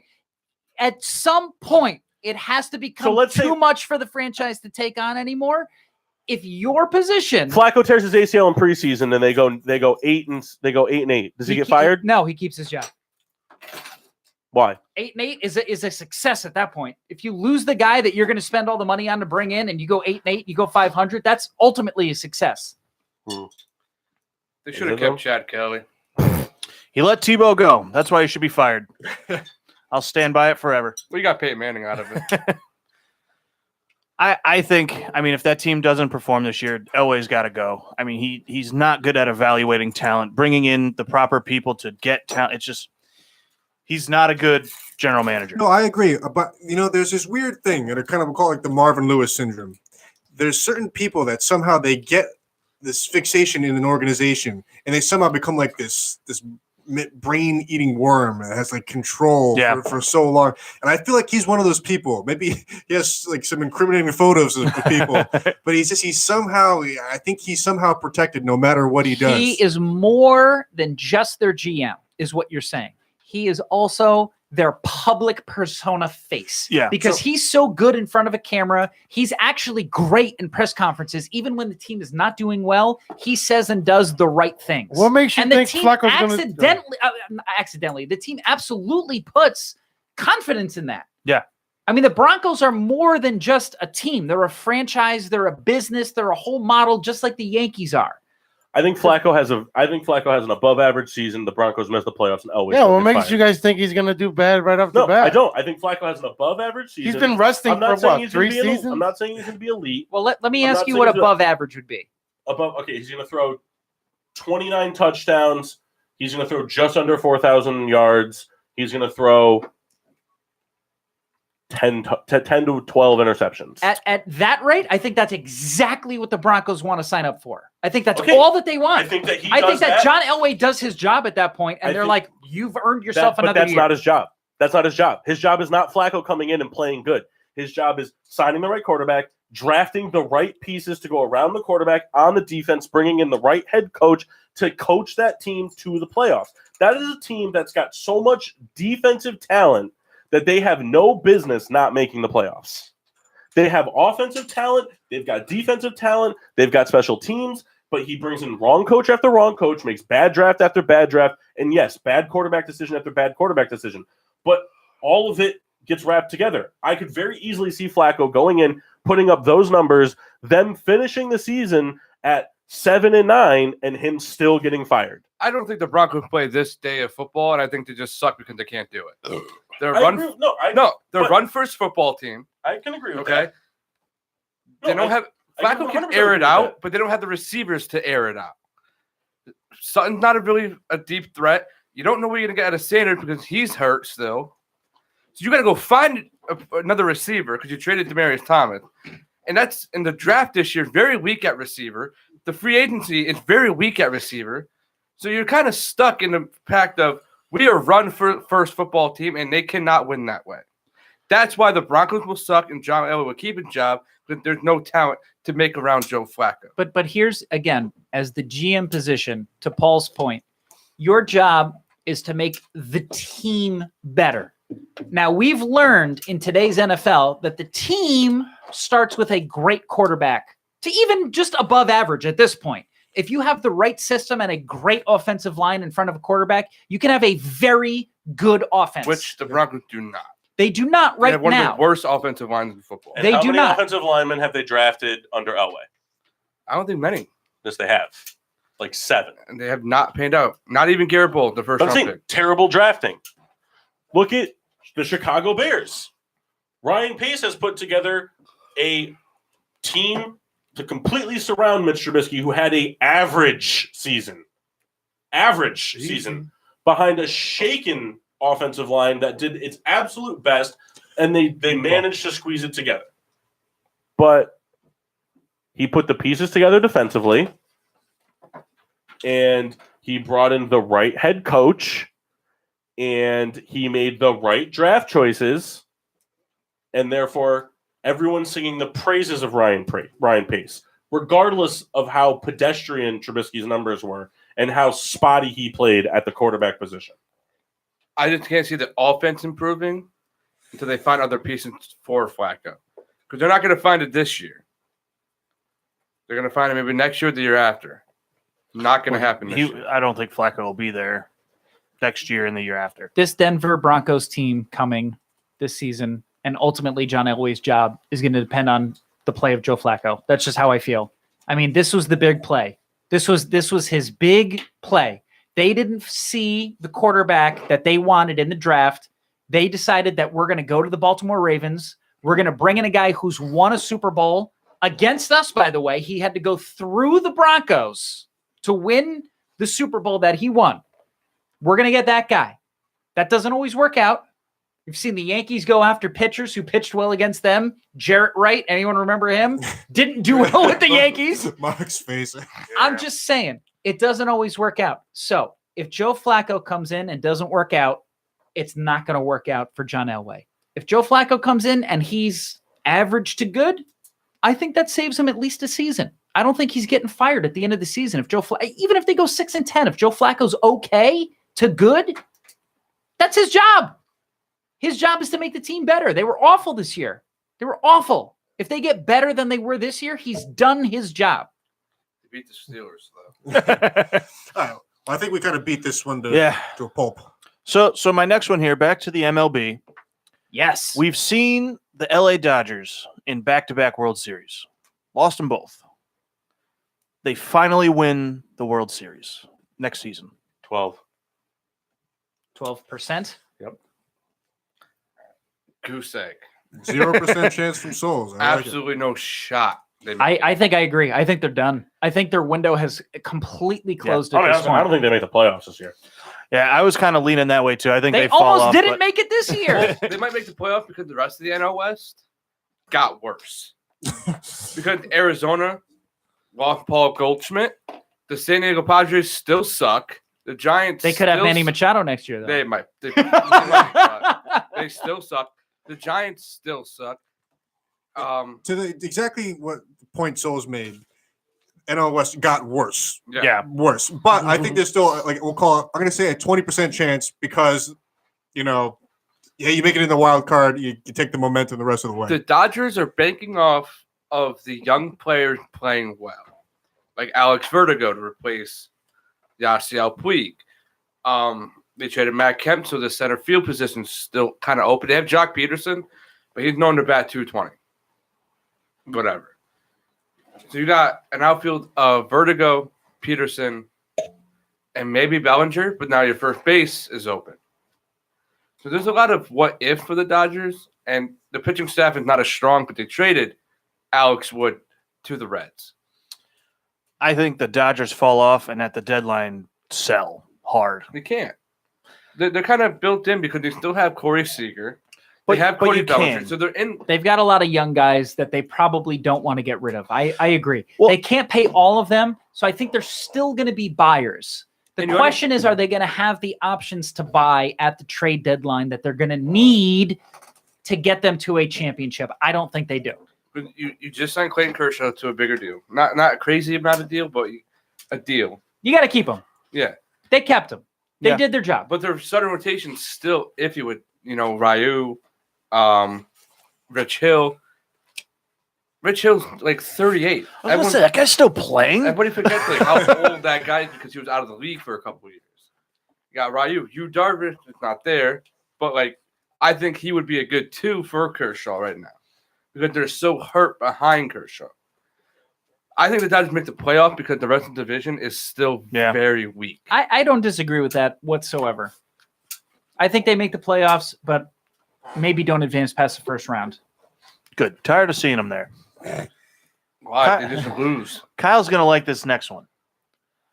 Current Ravens starting quarterback, Lamar Jackson, rushes for over 1,000 yards next season. No shot.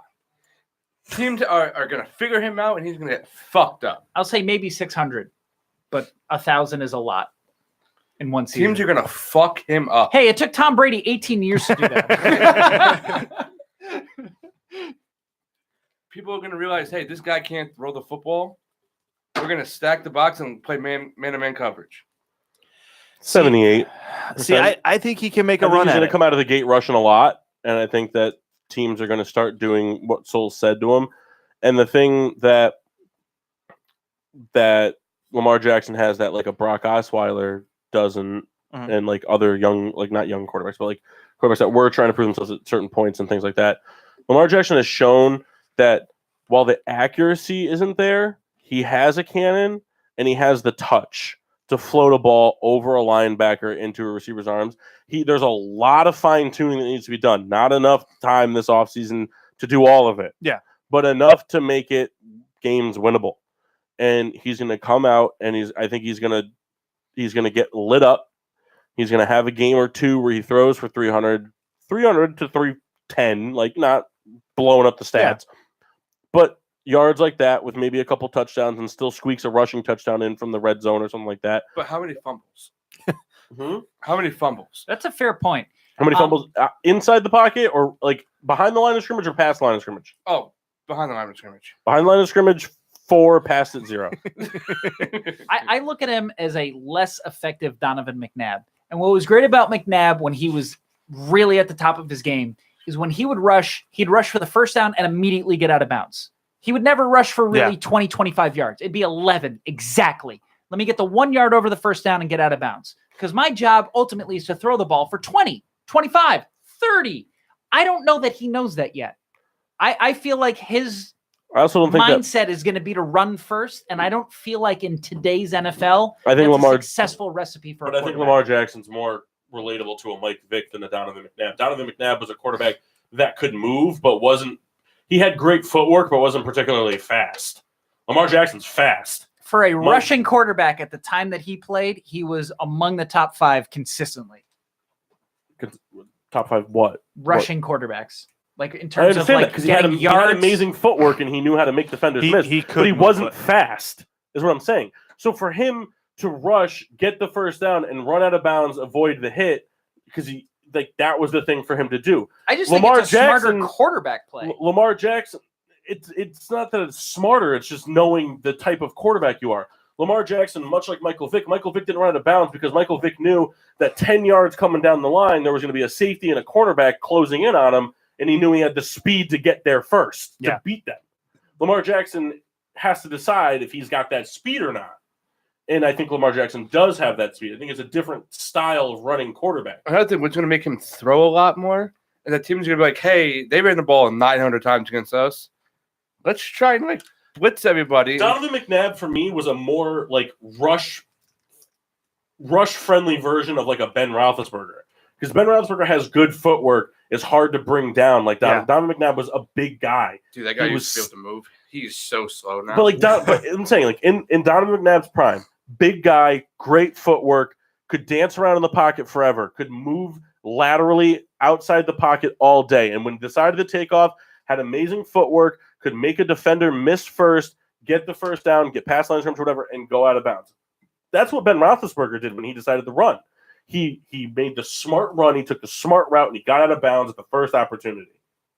Because that's the type of quarterback that they were in terms of running the football. That guy's so fat. No, I don't think he rushes for over 1,000 yards. See, I think he can flirt with it. He may not go, but I think he can get near it eight.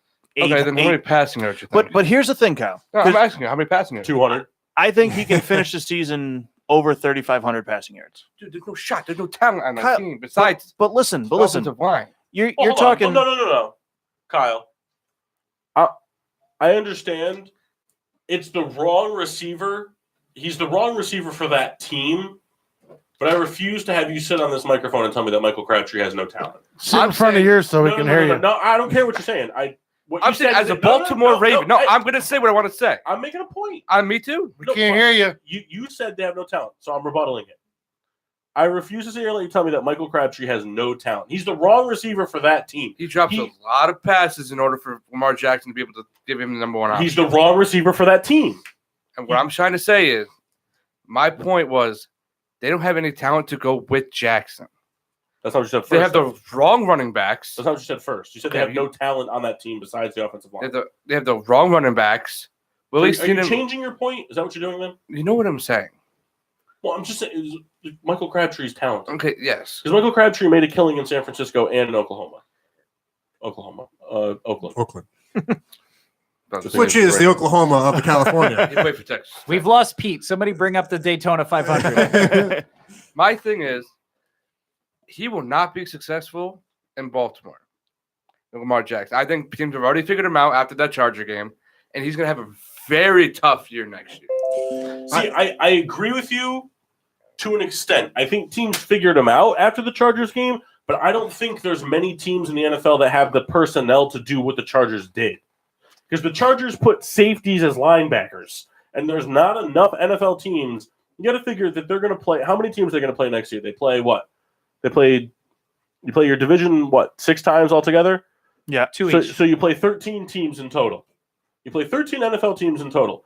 There's not even 13 teams in the NFL that have the ability to drop 2 safeties to play linebacker and then keep 2 good enough safeties to actually play safety. But also, in case he the rips it down schedule the that field. he has to face next year, no shot. Belichick will figure him out. Here's my reasoning. Here's my reasoning, Kyle. Now you Ask say Lamar Belichick. runs first, which is true. So if you consistently rush 7, 8 guys, to prevent him from running. That's going to open up, especially in man coverage, quick, short throws to bail him out. If he can hit him. That's the big question. See- if he can hit him. And he can't. He cannot do that consistently. I'm sorry. But in my I opinion, agree. he cannot do it. I agree he doesn't have the accuracy, but he's still an NFL quarterback who can throw a 7-yard slant. Mark, I just wanted to know, there's like a weird family like group Yeah, I chat know. going on. Are you part of this? Yeah. Oh, Me okay. too. Did you see the picture that was just? Oh, you are too. Hold on. Don't do this. Oh, there's a picture of me kissing you that just got sent to me. Okay. No, you gotta look at it. So I mean, any NFL quarterback can hit that 5 to 7 yard slant pad, and that's all he's going to need to bail him out. I do think they need to get a different receiver to help him out, but I can see him making those quick throws to get out of taking bad sacks like he did this year and fumbling, but he's still going to run. I think he's a dumb quarterback. God, that's because he's a Raven. No, I think he's just It's like 'cause Kirk he's a Cousins. Raven. He's a dumb quarterback. How many more questions do we have? I got one more. One more. I got All right, one more. One more. Then we'll take And this one I another think is going to go quick. I did one NBA one, and it just I keep kind of seeing the headline float around and everything. But next season, Klay Thompson is a Los Angeles Laker. 0%. I will say 11% chance. Riddler, 0%. Phil. Yeah, I don't see it because he's going to command too much money. I think if the Lakers are going to need talent players, they're going to have to be on the cheap. Yeah. He's not going to be on the cheap. I'm going to say low, 5%. I'm going to go with a different answer. I think he's going to be cheap for the Warriors. I think he's willing to stay with Golden State for way less money. Not the question. I agree. I agree with Souls. Yeah. Kevin Durant's not going to be there next year. I expect Kevin some. Durant is a Los Angeles Laker. I Kevin expect Durant's going to be a Nick. some sort of turn from Clay where he's like, you know what? I want to be the guy and be the guy behind LeBron. No, it's not going to be. It's not going to be that he wants to be the guy. It's just my thing is he's either going to take the pay cut and be the cheap option for the Warriors, or if Kevin Durant leaves, get the money he's looking for from the Warriors. Either way, but he's either going to be a Warrior or he. I just don't see him going to the Lakers because what are the Lakers doing this year besides nothing? And adding Klay Thompson to the mix is going to make them at best a 5 seed. Why go from a 1 seed to a 5 seed?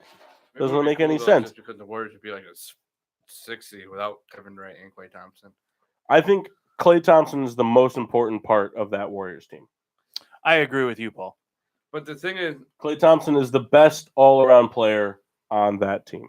I honestly think that Klay Thompson takes the deal before the season's over because it's $80 million cheaper. If he signs a contract before next year, it's like $105 million for the max. If he waits, it's $180. I think he waits, takes it, so they can have the opportunity to sign Kevin Durant. Quick little follow-up. If he doesn't re-sign with the Warriors, Kendall, where does Klay Thompson play next season? I don't have a team for you, but somewhere really bad. Cleveland. Chicago. Who do you think, though? Like, if you had to throw a team out there. Chicago. If I were to throw a team, for no reason at all, Atlanta. Fair enough. For no reason at all. If he's gonna go to a bad team, I think it's gonna be Chicago. They have all the money in the world to throw at him. Chicago needs perimeter defense. Chicago needs shooting.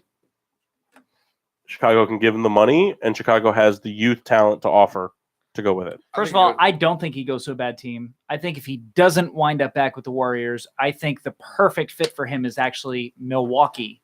Because Chris Middleton might not come back, Antler combo. might not be there. So they have some money to spend. They have someone that they want to put next to Big G. He could be that perfect guy. I think that's Houston. a perfect spot for him. I think Houston. With what money? They have so much cap Did they? yeah, And with James they Harden, freed up a who lot. loves That to was pass the the whole ball. trade deadline game, mock. Oh, that's right. So you'll have Chris Paul, you'll have James Harden, and you have Klay Thompson, who can play the 3. He's a very, very it underrated actually defender. adds, like a little bit of outside the paint defense to that team. And he does exactly what everyone else does: shoot threes.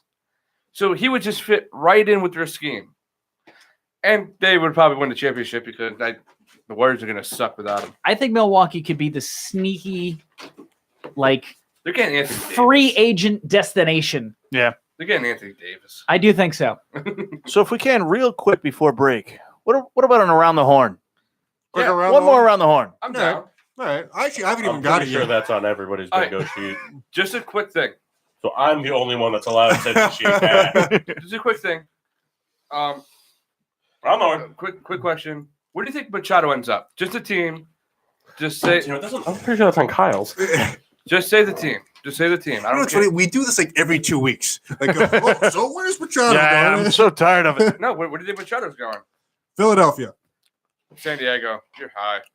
San Diego. Supposedly the offer's on the table and he doesn't want it. Oh, he wants $300 million. This place is a dump. Harper wants the length. Machado wants the money. I think as much as I don't want it to happen, he's going to end up on the Yankees. I don't think the Yankees have a place for him. I think they signed Tulo. I think they're sticking with Didi. Yeah, but I mean, like, you could very easily just say, "Fuck you, Tulo. You can ride the pine pony and be the utility guy." And I mean, you're not going to be like, "Oh God, we have Tulo and Machado. What are we going to They do?" can also say to Tulo, hey, we don't really have a first baseman. We have half a Greg Bird and Yeah. whoever the fuck this Luke Voigt guy is. Like, We got like why a don't you go quarter Greg try to play first base? You know what, though? They could try that. I never thought about Troy playing first. That would probably save his career. Probably. He'd get hurt. No. He'd get hurt. Do He's what? got glass wrists, man. Glass wrists. He had a foot injury last year. Yeah, last year. Yeah, that side effect is glass wrist. But yeah, we got to take a break. He That guy had the actually same no. injury. The reason he can't play first base is because he spent 6 hours visiting one of his good friends. I don't know why they're friends, but they're friends. He spent 6 hours during his recovery time visiting his boy Todd Frazier, and they hung out at Citi Field, and now he can't ever play again because he's injured forever. He caught the bug. All right, we'll be back in 5 minutes. Kendall, play us off. Wow. That- Would you let it ride?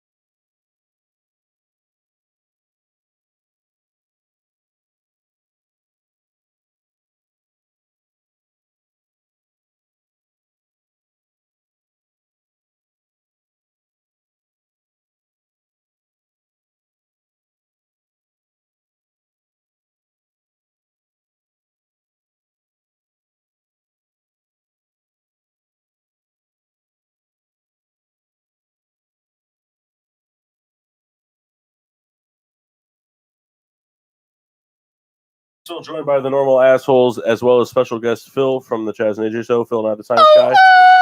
And that was clipping. That clips. Can we get that in the intro? Yeah.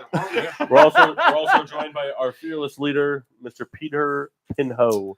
Yeah. Be sure to check out the Peter Pinho Show Tuesdays and Thursdays from 7:30ish. Tuesdays and Wednesdays. What did I say? Thursdays? Yeah. Whatever. You can stream it on Thursdays if you want on the app. That's The right. PPRN Radio app. Right. See what I did there? Shameless plug. Can watch the videos back before they take them down. Listen to the Peter Pinho Show Well, you know Tuesdays what? and Sorry. Go No, ahead. I have to say something. No, check out the Peter Pinho shows Tuesdays and Thursdays, Tuesdays and Wednesdays. See, you fucked me up. Tuesdays and Wednesdays from 7:30ish to 10:30ish. And Thursdays. Cleveland motherfucking Brown, motherfucker. Trump hates him. No, he don't. He does. They hate Family Guy. They don't hate Cleveland Show. Had to How readjust can they hate all Family my. Guy though? It's a Fox thing, isn't Did Fox? you see the rendition of? I No. can't. Yeah, no, I saw it. I saw the Even, Family Guy. even I fell out of love with Family Guy for that day. I'm back though. Oh, you can't. You can't back.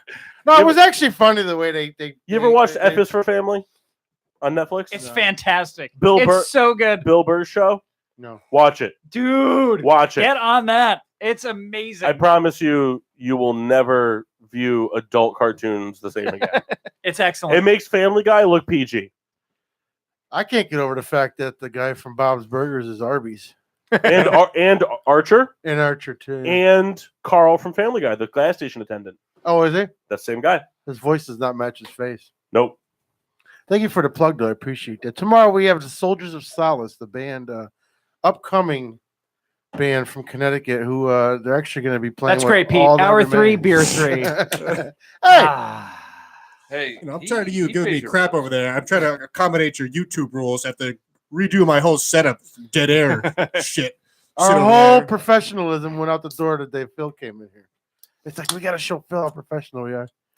Then we got dead done a air. fantastic We job. got dead air. To accommodate your YouTube rules, you czar. Hey, you want to make it on the fucking feed? Don't otherwise play music. I don't care. We could just for a second talk about how terrible alpacas are. They're just really terrible animals. Just like a fucking emu burger. Put Rita's mic on. Does she have something to say? Who eats an emu burger? Yeah, it's just Besides middle, prisoners. It's just a Emus middle are finger. different. Emus are... Rita, this is your time. Paul, to you shine. got to talk it to the mic, Paul. But does Kendall think I have to talk There you to the go. mic? There you go. Emus are a less impressive ostrich. We're talking about alpacas. What do you want You to know said about emu. About I wait, said hold on. she's off. Hold She's on. off. No, put her back Kendall, on hold right on. this second. I didn't take her off. hold What's on. better, alpacas or llamas? alpacas? Why? Because they're fuzzier and they have a better disposition. No. And their This is- ball sacks hang This is, low. this is getting sports with drunk, not getting sports with alpacas / llamas. This makes me want I- McDonald's. I want you. Kind of. Her My- mom hates alpacas You're not because allowed- they're Middle Eastern. No squares are allowed to be marked off for that one. My dad today Hates them too. he found a YouTube video No, with, I don't want this. with a GoPro attached to an alpaca, and you Is your followed dad- it around for the Your day. dad listening today by any chance? Yes, he is. Is he tuned into Facebook Live? Not yet. Is he eating a Big Mac? No. You can't watch face All right. YouTube on a flip We're phone. moving on. Rita, thank you for your contributions. You're welcome. Hey, but real quick, don't take her off the air yet. Is your mom on? How's school going? No. How's school going? God, just I love I her like mom. wrestling. baiting these. I like wrestling. You do like the WWE? Any What do you think of the losers- Elimination Chamber? Kendall. Just real quick. Hey, I'm talking. I gotta My say favorite something. color is green. Though. Rebecca must live in Alaska because she's the only car in Connecticut with snow on it still. No. Hold on. Is that yours? You Rita, got- Yeah. Rita, I'm going to ask you 3 Wow. questions, and I need you to answer them truthfully, okay? What's better, alpacas or llamas? Are any of these squares? What's Who's better, square? alpacas or llamas? He's not allowed to lead. There's gay I'm not allowed llamas. to lead him. Just asking a question. What's better, alpacas or llamas? Alpacas. She What answered did that. you think of the Elimination Chamber last night? Overall grade. Give it a letter grade. Wrestling's gay. Paul, what's your Me. favorite theme song? B. Okay. That's not And- bad. I wanted to know how school's going. How's your job teaching? Great. Is Now- it going well? Yes. Do you like the school you're at? Yes or no? Yes. What school are you teaching at? Can you say that on there? No. All right. What school are you not teaching at? Name them all. Detroit City High. Paul, all right, we're moving I'll on. tell you what Paul. school she's not going to be teaching at Real is the one quick. she mentions on the air. What's your favorite theme song? My favorite theme song? See, it's hard to remember all the squares. Drake and Josh theme song. No. Souls, you want to sing it real quick for us? Are we talking TV, wrestling? What are we talking? We're talking your favorite. What do you like to? What comes out of your mouth the most? So semen. Vomit. What kind of Semen. No, I swallow because I'm not a bitch. I'm pretty sure there's an going off topic square, so I hope that's been marked off. No. 10:19. We have officially gone off the rails. Mock, do it for him. You guys all have the ability to text me. I don't know why anybody's not. So anyway, Law and Order, right?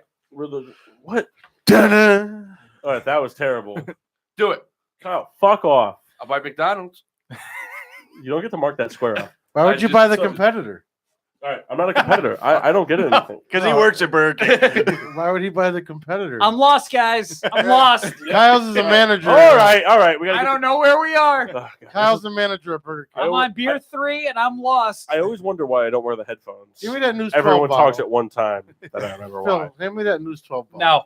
No. Can you just do the Law and Order theme song? Did you drink any of that? Yeah, I did. It is. I didn't I had to see take it. the, I had to he take took the the top top off. off. You know what? Around the horn. It would be nice to have another around the horn. He took the top off because there's too many male germs on it. Come on, Oh, dude. that's actually funny because I was female when I was 12. That's hilarious. So we are doing He's Riddler's still got a golf rankings. stomach. If you tuned in last week, good for you. We appreciate the consistent listening. If you didn't tune in last week, Then screw you. no, No, I'm just. we appreciate our listeners. Then Anytime welcome they tune in, For your Welcome. first you time. ginger fuck. Whoa! What are you saying here? That you're a ginger fuck. Rebecca But must That's taste right. We are doing for Riddler's rankings for the next 30,000 weeks. It's pretty much set in. We're gonna do the top 5, in my opinion, sports figures per city. The criteria is you must have at least 3 major sports teams in your city. New York was the exception, so was Chicago. We took care of Chicago last week. So, with that being said, I believe somebody at this table, I don't want them to say it's me or whatever. I believe somebody at this table has a square on their bingo sheet. I only put 1 square. If you could guess what city Riddler's rankings was going to be. So everybody gets to take a guess. Rita, put your mic on because she gets a guess because she's part of the bingo game. So everybody gets to take a guess. I would like Phil to lead it off. Say again, please. The guess for The city of the top 5 sports figures from that city. So guess a city in the United States. A major city that has at least 3 sports teams in it. at least 3. Yeah. Of the 3 of the 4 major sports. Springfield. I mean, in the last 15 years, I No. hate to say it. Like just name a city. Random. Totally No. random. You have to say Boston. You'd have to say Boston. No. The ranking is I'm ranking the 5 best players from that city's franchises of all time. Milwaukee. So like Boston, Los Angeles, Atlanta, Of all time. from different cities, like a different city every week. Paul's doing the rankings. I'm ranking. Pick We're a city guessing with the a lot of city black that he's- So people. last week I ranked the top 5 athletes from Chicago sports of all time. Okay. This week I'm doing a different city. Okay. Guess that Guess city. the city. Oh, Any city. Kansas now I City. understand. You're not No! up, Peter. You're not up. Now it's Tuesdays and Thursdays. It's Chicago. No, I guess Chicago last week. I don't fucking know. All I right, wasn't so here last week. Phil doesn't have a guess. Please don't swear. Hit the dump button. Red Baron. Where is it? Red Baron, guess the city. Let's say Seattle. Okay. No. They it's don't two have left. 3 major sports teams, but that's your guess. That's not true. They don't. They have 2. Supersonics. They They Seahawks. don't don't have have to the, see. they have the Mariners and they have the Seahawks, and that's it. Oh, Supersonics moved. Supersonics for the Oklahoma City Thunder. Oh. Philadelphia. Don't they have a hockey Okay. team? Nope, not yet. Not till 2021. Did I really take your Of city course. count? Yeah. Hold on, Rita. No. We're going by team. So my Oh, team. okay. Los Angeles. Baltimore. Can I repeat or no? I wasn't listening. You're doing an amazing job, Rebecca. Pick an obscure city. Whatever city Oklahoma. you'd be most Oklahoma uncomfortable City. in the world. Wallingford. Houston. Wallingford. Okay. Houston's pretty good. New York. Right. Nobody got it. Houston's too easy. Nobody got it. Today's Riddler's rankings are the top 5 athletes from Detroit. Ah, I came That was close. act- that That's was my racist. second choice. I tried to throw it in there. That's so Kyle would racist. Get it. Name a city you'd be uncomfortable in. Can we do a city that has good water, please? First of Wow. all, He's Tulsa. talking about me today. Me. I missed some of that. All right, go ahead, A Paul. couple honorable mentions. Peter knows. That's all that matters. We had a water crisis. Couple honorable mentions to start from the Detroit Pistons. Isaiah Thomas from the Detroit Red Wings, Ted Lindsay. From the Detroit Tigers, Hank Greenberg. And from the Detroit Lions, Bobby Lane. Also, I wanted to put in Joe Louis. The only reason I didn't put him in he would be in my top 5, but we focus on the 4 major sports: football, baseball, football, baseball, hockey, and basketball. Joe Louis is a boxer. For those of you who don't know, he boxed. He's from Detroit. He boxed from 1937 to 1949. He was a very impactful member of the African American community during that time, especially in the Detroit area, which has always been very rich in culture with that ethnicity. A lot of stuff going on there. So, I didn't want to exclude him from being mentioned, but we focus on the 4 major sports here. So I wanted to give him his dues. So, starting out the rankings, at number 5, Steve Yzerman. Stevie Y. Anybody care to guess based off that name? Hockey. Yep. Detroit Red Wings. He's a 3-time Stanley Cup champion. Motherfucker. He played from the 90s to the early 2000s. He broke the big struggle the Detroit Red Wings had from making Stanley Cup not only appearances but winning. But he won 3 championships, 2 in the late 90s or 1 in the early 2000s. He was a big part of the kind of the rebranding of the Detroit Red Wings, especially as an original 6 team. That's a big deal. So kudos to him. At number 4, Barry Sanders. I find 4. Emmett. Oh, Barry Sanders by far for Detroit sports is number 4. I struggled. 4. I struggled to not put him 5, to be honest with you. Too bad he's never better than Emmett. Never won a Super Bowl, obviously, but Not his fault. one of the few 2,000-yard rushers in a season. Also rushed for 1,500 yards for 4 straight seasons. I believe he's the only running back to ever do that. Lost to Emmett. He retired early, otherwise would have destroyed a record that was stood by Walter Payton and never would have been broken by Emmett. Whatever. It would have never been broken by Emmett. Did he break it? If Barry Did Sanders he break it? If Barry Did he Sanders break played a it? full Does he have career, a trophy in his house? would Emmett have broken if he didn't go to the Cardinals and retired like a true athlete? He didn't No, do it. He did it. because like all Cowboys, he's a huge pussy. But anyway, What's his trophy case say? his trophy case. Sorry. Mhm. What happened to the golf clap? I had to clap louder for that one. I hate the Cowboys. His trophy case. I'm pretty sure it says, "This is my trophy case." Asterisk. All the trophies on the bottom. Thank God for Troy Aikman. Anyway, so Barry Sanders, like I said, won a few 2,000-yard rushers in his career. I'm pretty sure he's the only player to ever rush for 1,500 yards in 4 straight seasons. Was the absolute shining light in that Detroit Lions team during his time span. Retired way too early, but due to just the nature of the game at that time, a ground and pound guy getting beat up all the time, getting hit and bruised and battered and injured, and playing on a team that was going nowhere. He hung up the laces early, but he was still one of the most electrifying running backs ever, and arguably the greatest running back of all time. Why is it when it comes to anything Cowboys, when they do good, you guys want to just tear them down? They suck ass. Whatever. So on to number 3. Don't ignore me. I'll tell you. I'm not ignoring you, Kyle. You just did. No, I didn't. Toothpick Souls chimed in. Show I'll me your tell you- toothpick. We'll have to save this discussion because I want Riddler to complete his rankings, but in a second. Right. It's 90s Cowboys fans are the reason why. What? Yeah, We'll get into it. We're not bitter. Number This is 3. not the time. Number 3, Al Kaline. Number 3, Al Kaline from the Detroit Tigers, won a World Series as a rookie. Is regarded still to this day as the best defensive player in American League history. Had an absolute cannon of an arm. Still leads some all-time stats in defensive categories, and had a career batting average of 300. Plus, not to mention, like I said, brought a World Series to the Tigers in a time when Detroit sports were kind of in a slump. So that brought a lot of life to Detroit City. This is, like I said, this really rankings. It's most important to the city. So Right. that stuff kind of matters. Yeah. Number 2, Ty Cobb. Ugh. Phil, save it till after. No, I'd like him to explain Well, now. he wants to talk about the other K-line too. Continue. No, I want to know now. This is my rankings. I have He's a all. huge Indian Yes. fan. So continue. We'll finish and we'll continue. Yeah, please. I want to hear about this Ty 90s. Cobb had 12 batting titles, had 4,000 career hits, and had a batting average for his career of 370. I need a sticker from GSWD. I mean, Ty Cobb is regarded to as one of the best baseball players of all time. Ty Cobb also, unrelated note, not really important to the city, but Ty Cobb also is the owner of the most expensive baseball card in history. The original Ty Cobb Cracker Jack baseball card sells for over $700,000 Wow. if you can find one. Oh, I think I have one in the box. You don't. And then Dig. number one is Gordie Howe Thank you. That's definitely number one. from the Detroit Red Wings. It's kind of hard to not put somebody as number one when he's referred to as Mr. Hockey.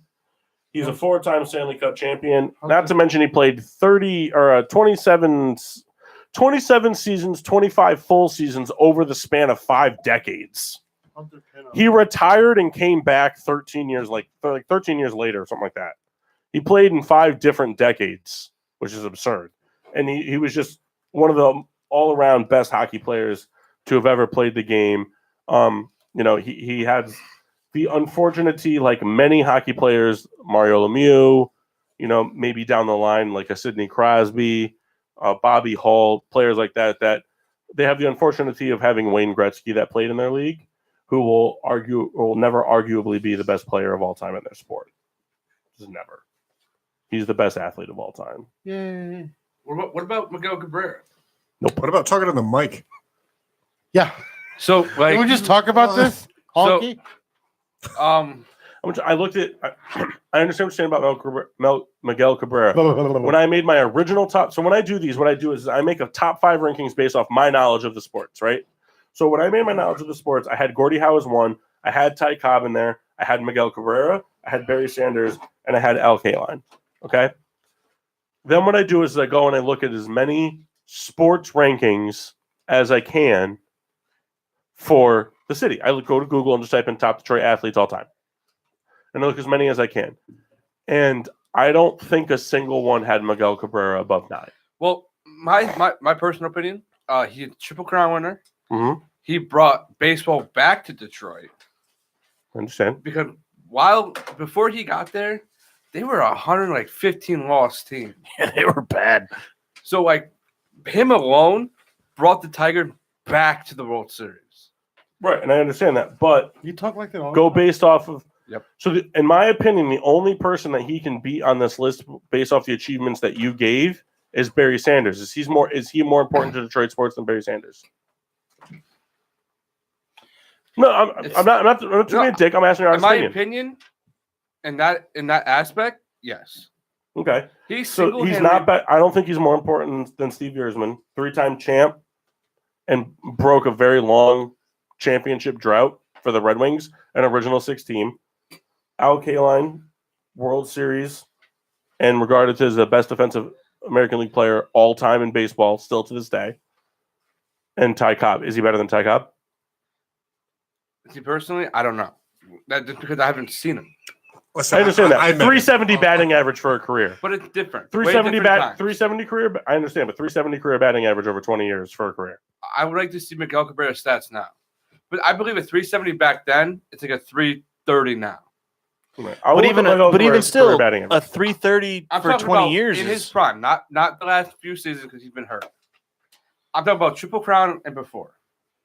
I'm looking at Miguel Cabrera's stats right now. Because my thing is that he's the sole reason why people wanted to go to Detroit Tigers. And that's why they were able to get those guys and become a World Series team. But see, you can't kind of pick and choose the seasons you take from his career. Like he had the trip, but what I mean is you can't discount everything after the Triple Crown. You can't. You can't, Kyle. That was like 6 years ago. He started off red hot before he got hurt this year.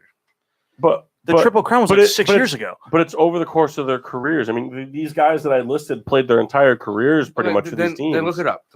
No, Miguel Cabrera for a career batted 316. And he had stretches of 324, 328, 344, 330, 348, 313, 338, and then dipped down into the 200s after that. I'm not taking anything away from that. Not by any means. But I forgot the exact year that the Marlins traded him. But as soon as they got him, they got a superstar. 03 year, right? It wasn't that year because that was his rookie year. No, I'm saying he was in the 03. He was in 03 Marlins. Yes. Right, yeah.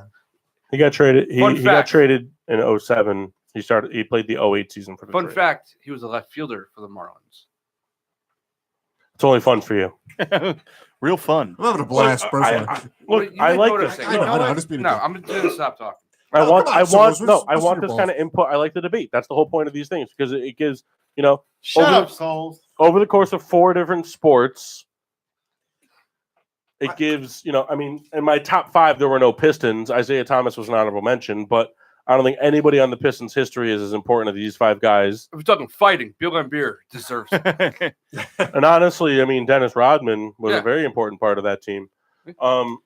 I may have missed in your honorable mention. Was Verlander anywhere near there? No. No. He Carl, was thank not- you for tuning in. See, Carl Justin from Verlander's Tennessee? tough, and I'm going to say because Oh, it's Carl. his first 3 or 4 seasons, he was very dominant, and then he fell off for a while. Yeah. And then he got That's traded to the Houston Astros, where he took I think off again. if Verlander plays the rest of his career as an Astro, he'll be more remembered as an As an Astro than he Astro? will as That's a fair. Tiger. That's fair.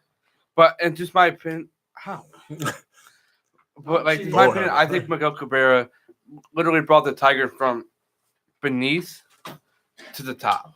Like I said, I understand what you're saying. So what I do is, I make the top 5 and then I put some honorable mentions in. So I kind of make a top 10 based off of my knowledge, who I think is most important. Because I'm going to be honest with you, for at number 10, I had Matt Stafford. Because even though he hasn't done anything in terms of winning a championship, Matt Stafford is continuously putting up record-breaking numbers for the Lions franchise. He's took them to the postseason before, you know, from a team that was 0-16 to a team to make the postseason, even at any point. I mean, that's great. You figure if you're 0-16 and you make the postseason within 5 years, you had a good turnaround. Yeah. You know what I'm saying? Especially when you look at the history of the organization of the Chicago Bears and the Green Bay Packers and the Minnesota Vikings. It's a very historic division that knows how to draft and knows how to. Talk about a guy that got hit like every other play. Right. And you look at a guy that outside of Calvin Johnson has had nothing So for his entire career. So, like I said, I had Matt Stafford at number 10. Yeah. I had, you know, and then after that, I had my honorable mentions and I had people like Verlander and stuff like that. But I look at as many top 10 or top rankings as I can. And I kind of, I don't say, for lack of a better term, average them out from there based off of professional standpoints. Because these, you know, some of the guys, like the guy who wrote the article is a guy that saw and commentated hockey during Steve Yzerman's hockey play in the late 90s. Obviously, I wasn't old enough to comprehend what hockey was, like what he did for that franchise at the time. I was old enough to comprehend what team was winning. You know what I'm saying? He didn't play a long time, did he? Yeah. Yeah. He Stevie did from White. 92 like the early 2000s. Stevie White, he did. He played a long time. When did he officially retire? 83 to 2006. Oh, he started in 83. Yeah. Yeah. Okay. He played a long fucking time, man. You said the 90s. I was like, No. He 92? won. He brought competitive hockey back for the Red Wings Okay. from like we'll call it 95 to the end of his career. They were Understood. consistent playoff contenders. Okay. And he every won, single year. and from he won that year 3 forward. championships in that time. frame. Understood. Yeah, Give me the man. private stock. Which and the thing for that is that it's Can not I hear the top 5 in order once again, please? from 1 to 5. Yeah. Gordie Howe, Ty Yeah. Cobb, Al Kaline, Barry Sanders, Steve Yzerman. if Cabrera got a ring, would he have made that list? Yeah, I think so. Okay. If Cabrera made a ring, in my opinion, if Cabrera won a ring based off of everything else he did as a Tiger, he would have gone to 4. Sanders would have fell to 5, and Yzerman would have been out. Okay. Now, what if Sanders played like 5 years, like 3 more years? You think he's At the clip he was doing, What? At the Barry same Sanders. pace? Barry Sanders could have done everything. Barry Sanders could have finished his career with the top rushing record all time, never broken, even by Emmitt Smith. Could have won a Super Bowl, still wouldn't have been higher than Gordie Howe. Oh, but he'd be at least 2. Yeah. Okay. No, I don't. There's nobody on this list, not even Ty Cobb, that could have replaced Gordie Howe. Yeah. And my whole explanation was, despite statistics, championships, any guy won 4 Stanley Cups. So let's not, I mean, that alone is good enough to be number 1. But to be labeled as Mr. Hockey He was a great in whaler. the NHL. He was a great whaler. One of the things he's doing, and we could talk about this at a later date, but let's say Sanders played an entire career. That team was awful. I don't- picked. nothing I you want you could guys to do. know I picked Detroit for a reason because I knew Detroit especially being an original six team with other sports franchises that aren't as old as the Red Wings, would be a hockey heavy top Right. 5. Knowing no hockey would come into this. I'm actually like pretty certain that the Tigers were like the worst team of baseball of all time. Might be. The best player was Mitch Young, who batted like 270 with like 22 home runs. I mean, Ty Cobb batted Also, Ty Cobb was excellent. 370. I said I'm that saying, earlier. like, of that He also team that played lost baseball at a time when 160 like games. 17. Oh, you're other talking about that people played. Yeah, specific I'm talking team? about like the team that lost like 120 games. Oh, you're saying worst individual Yeah. season performance? Yeah, yeah. Okay. I thought you were saying like worst. Listen, that guy worst- sucks ass. I thought you were saying worst franchise all time. Like, that guy hit a triple in Philadelphia. It took him like an hour and a half to run the base. It's kind of like us now, Kyle. Yeah, I'm not saying I'm gonna say it. Hey, if I can guess Kendall's Penis size? if this 17 inches. Wow. If this play It's a is dry in Kendall's top 15 favorite defensive plays of all time, That's flaccid. Mock has to take a shot. If I'm wrong, I'll take a shot. Is it Dontre Willis? No. Dwayne Weiss robbing the home run to save Mark Burley's perfect game. Top 15 favorite defensive plays of all time. Top I 15. mean, it's amazing. That's so it's many. so good. It's so But- good. I had to say top 15 because you got to figure Kendall's favorite sport is football, followed very closely by baseball, and Oh, that's about it. We were saying 15 of all sports. Yeah. Oh, okay. Yeah, Listen, all time. That's still an amazing play. It's an awesome play. It is. And It's worth revisiting because it's an underappreciated play as well. I don't get erect anymore. I used to get erect a lot when I'd watch it. I don't get erect anymore, but I definitely feel blood flow to the head. I Might get have the record. Aaron diabetes. Rowan broke his nose against the Mets. You mean Eric Rowan? No, You Aaron. might have a clot. So I still haven't really figured it out. Just a quick, Phil, what are your favorite teams? I haven't really. Listen, I grew up in Stamford, Connecticut. So Gross. I was No, a I'm just kidding. 45-minute train ride from New York City. So I default New York everything. I'm a Yankees fan. I'm a Giants fan. I'm a Rangers fan. I'm a Knicks fan. I'm so sorry about that. Pretty much in that order. Okay. All right. Who do you like for NASCAR? Holy Yes. shit. Score update. So when we were doing the first hour of this, Logano. I already had the update. when we were doing, is it the same game? I think so. Senators? Yeah. Yeah. So when we were doing this earlier, like the Blackhawks and Senators had puck drop, and it was a pretty high scoring first quarter. I think it finished 3-2. Senators were on top. I haven't seen any score updates since because I've been doing this and taking phone calls and all that shit. So it said power play goal scored by Jonathan Toews, assisted by Patrick Kane, Alex DeBrincat. Blackhawks lead the Senators 8-5. Wow. The A lot of update said- fucking goals. The update said there was 9 goals scored in the first period. Was it that many? Could you Jesus. imagine being at that game? Oh, Yes. very jealous. I've been at a game like that. I went to the Sixer game. on I've only been to the Thursday. Sound Tigers, and we know That's right. Yeah. Hey, no, we'll do that. We are going. I'm gonna have to do my best because it's gonna be all on me, and I'm a very forgetful person, especially when Pokemon Go is involved. But I'm gonna have to do my best. Don't make that face. Pokemon Go is gay. amazing. It's a lot of fun. It's a lot of fun. But anyway, Right. it gets me walking. I've walked 37 miles last week because of it. I'm I fat. can I'm walk waiting for softball season to get back in shape. I did. I can walk 500. I take all my lunch breaks at work. Every 30-minute lunch break, it's all paid. I park my car, and I walk for the 30 You have minutes. to walk 30 minutes consistently, not stop, in What? order to be effective. Because you walk for 30 I'm not minutes. talking about it in a health standpoint. Oh, you just trying to. You were trying to. Well, I'm pretty sure if I walk 37 miles in a week, it's pretty healthy. In a week. Yeah. All right. Would you disagree? I drove more than 37 miles today. Breaking new Berkey. Yeah, I drove 287 miles today.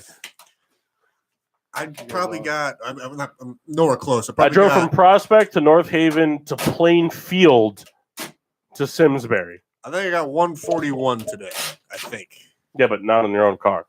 I not got, in my own car. Yeah, exactly. I got 7 feet. Kyle, you did not drive 7 miles. I today. walked 7 feet. You drove me crazy 7 miles today.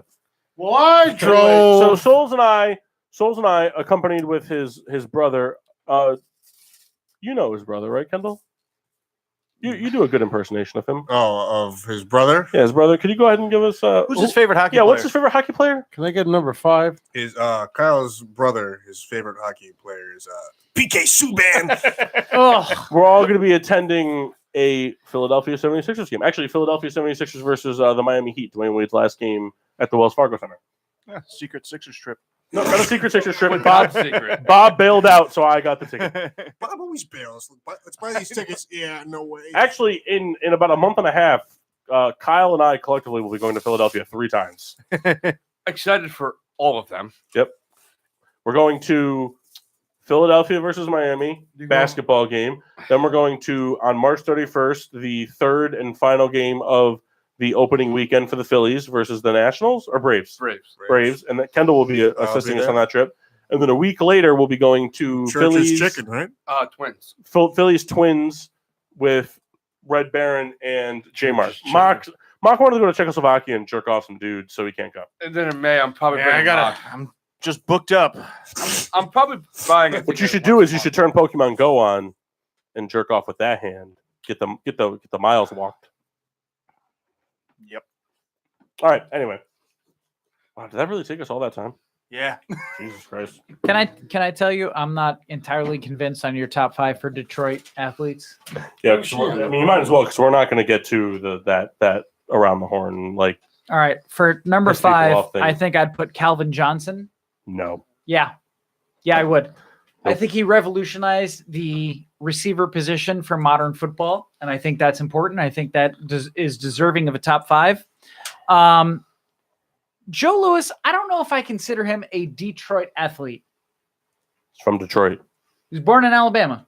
but he was raised in Detroit. Yeah, I don't know if I consider him a Detroit athlete. I think if I was going to consider a Detroit athlete who was a boxer, I'd say Thomas Hearns. Thomas Hearns. He was 61-5 in his career. I'd say Thomas Hearns. Joe Louis was champion from 37 Motor to City 49. Madman. Joe Louis was champion. Ted for Nugent? Joe Louis was Stevie champion Y from number 37 to 3, 49. Barry Sanders number 2, and Gordie Howe number 1. I think that's how Detroit would do it. No, it's not.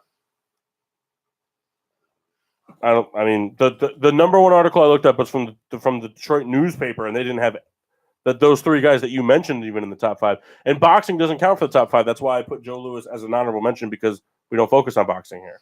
I think boxing is important, But it's not but we don't focus on it. especially So, to Detroit. but it can't be on your top 5 because we don't focus on it. It here. can be I because don't care what Detroit focuses on. It's what we focus on. Oh, So- so fuck you, Detroit. We're going to tell you who to focus on. No, That's right. We're not telling Detroit who to focus on. It's just we focus on the 4 major sports, not boxing, not soccer, none of those sports except for hockey. So Thomas Hearns basketball, does not matter. baseball, Why is there toilet paper in front of me? To blow your nose with. I'm leaky. It's a dry heat. That's for Kendall's courtesy wipes. Yeah, it's about time actually. Is it? Yeah, Ricky asked me to. She's like, "Why do you have to do a courtesy wipe? Who's looking?" Got it. Thank you, well, Pete. it's a personal thing, not who's looking. I mean, it's your opinion. You're entitled to it. I'm not going to tell you that your opinion's wrong. I think that Calvin Johnson, I think you're right in the fact that Calvin Johnson revolutionized the wide receiver position for football. With that being said, that means more to the NFL than it does to Detroit. Maybe now, maybe not historically. We'll know in time. 10 years, we'll know. What are you going to know about Calvin Johnson 10 years from now that you don't know now? He's not going to do anything How else. many receivers were able to do what he was able to do? I mean, You're right, Kyle. but again, that goes to an Yes, sir. NFL level, not a Detroit level. It does matter. To the NFL, not Detroit. When Barry Sanders retired, Unless he was not the Julio leading- Jones and DeAndre Hopkins come sign with Detroit, it means nothing to Detroit. What Calvin Johnson did while he was part of Detroit was miraculous. What the receivers like Antonio Brown, DeAndre Hopkins, Julio Jones, Keenan Allen are doing right now has nothing to do with Detroit. It has to do with what he did for the NFL. None of those players meant anything to Detroit. Yeah. Well, when Barry Sanders retired, he wasn't the guy that everybody was like, oh my God, he's the running back. However, Barry 10 Sanders- years after the fact that he I'd like to do retired, it- people I'd are like like, to do it around the wow, horn. no one's been able to do what Barry Sanders was able to do for 10 years. I'd like Maybe to do it he around the was the horn. guy. Who do you think is more likely to be considered the best at their position? Barry Sanders or Calvin Johnson, all time? Barry Sanders. Kyle? Kyle, Sorry, reading that question. Say that again. who's more likely to be determined the best all time at their position? Calvin Johnson or Barry Sanders? Barry Sanders. Maxine? I think Sanders. Yeah, it's not a question. It's definitely Barry Sanders. So Calvin Johnson vitalized the NFL, not Detroit. Calvin Johnson, for me, didn't do anything except disappoint for Detroit. That Lions team didn't do anything but disappoint for Detroit. Whereas you're going to put like Al Kaline, not even on the list, somebody who won a World Series, won a championship for the city, as well as still to this day to be regarded as the best defensive player in American League Baseball by multiple sources, versus Calvin Johnson, who I don't think would even be considered the number one receiver all time by any reliable NFL source. That's right. For Detroit, yes. So No, I mean, I don't think he'd be considered the number one receiver in the NFL ever. I can't speak on any of the hockey stuff. Phil is the only guy at this table that could speak on the Riddler's rankings because of the hockey influence. I think the point I guess he's trying to make for a modern day NFL. There's no discounting what Calvin Johnson did. I think Calvin Johnson was a trendsetter for the NFL more than he was for Detroit. Okay, well, I guess that's fair as well. Why does Ty Cobb not get to make your list? Ty Cobb doesn't make my list because baseball wasn't as big, and that's to say as there wasn't as many teams as there are now, number one. Number two, there were no black players allowed in the league at the time that he played. That does factor into me. Right, but Ty Cobb put baseball on the map for Detroit. Great. That's a big deal. Calvin Johnson didn't. It's not the only deal. But Calvin Johnson didn't put football on the map for the Lions. No. Detroit was known for football well before. Calvin Johnson is at best the third most influential player in Lions history. At best. That still might make him the top 5 in Detroit history. So why didn't you put Bobby Lane? Bobby Lane won 3 NFL championships for the Detroit Lions. That's true. So why does he not make it? He didn't transcend football. I think Calvin Johnson did that in at least 8 of the 10 or 11 years that he played. I understand what you're saying. He transcended football. But this isn't the transcending football Riddler's rankings. This was Detroit athletes important to Detroit. Oh, I completely understand. I completely understand. So then why would Bobby Lane not make it over Calvin Johnson? He brought 3 championships for football to the city of Detroit, 4 championship appearances as a quarterback. Arguably the best quarterback Detroit's ever seen. The exception would be Matthew Stafford. Outside of that, I mean, hold on. We're all talking about Joey Harrington. What the hell was that noise?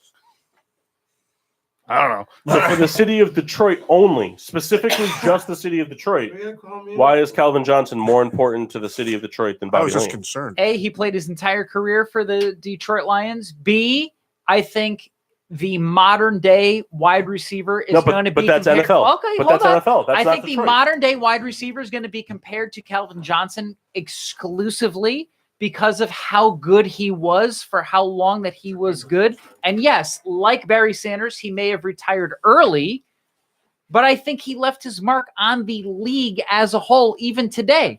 I think even 3-4 years after he's retired, people are still talking about Calvin Johnson. But that's a league thing, not Detroit. Yes, it is. How is it Detroit? He played in Detroit. But what impact did he leave on Detroit in terms of these receivers? Today's NFL receivers are all Calvin Johnson. Do Calvin you have Johnson, Antonio Brown without Calvin Johnson? Yes.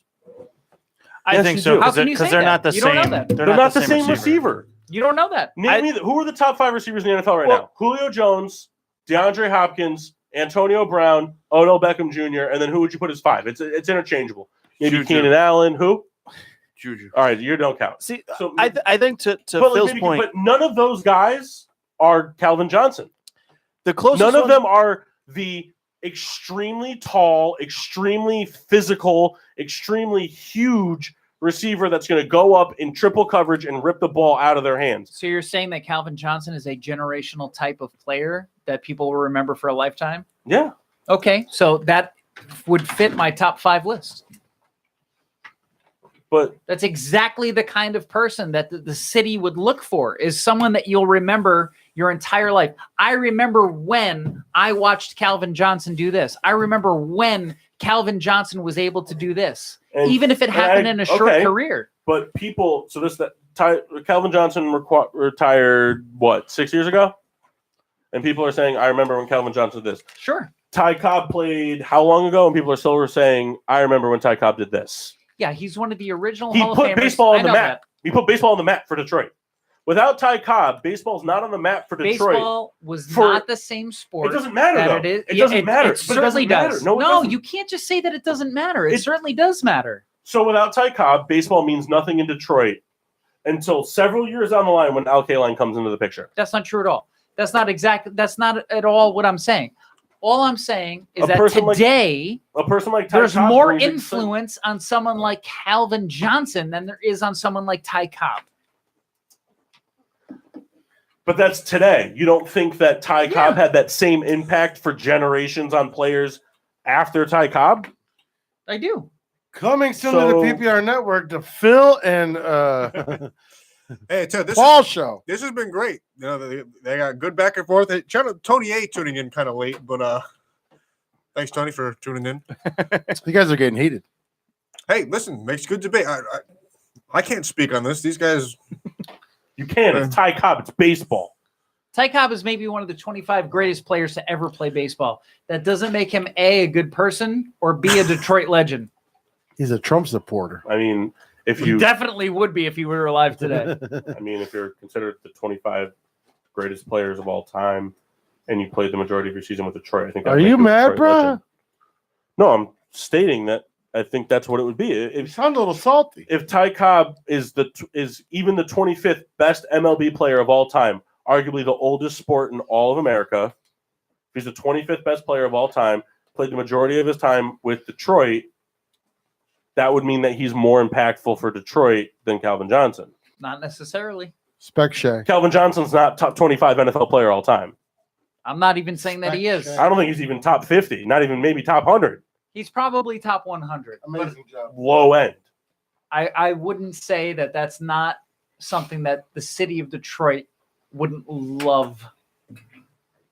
Okay. They love a glass of water too. You know what? They were They both would. pretty good. Mm, How about that? okay. Wow. Both pretty good. Kyle needs a cheeseburger. And fries. It's a dry heat. You're more drunk than I am. Ooh, Kendall.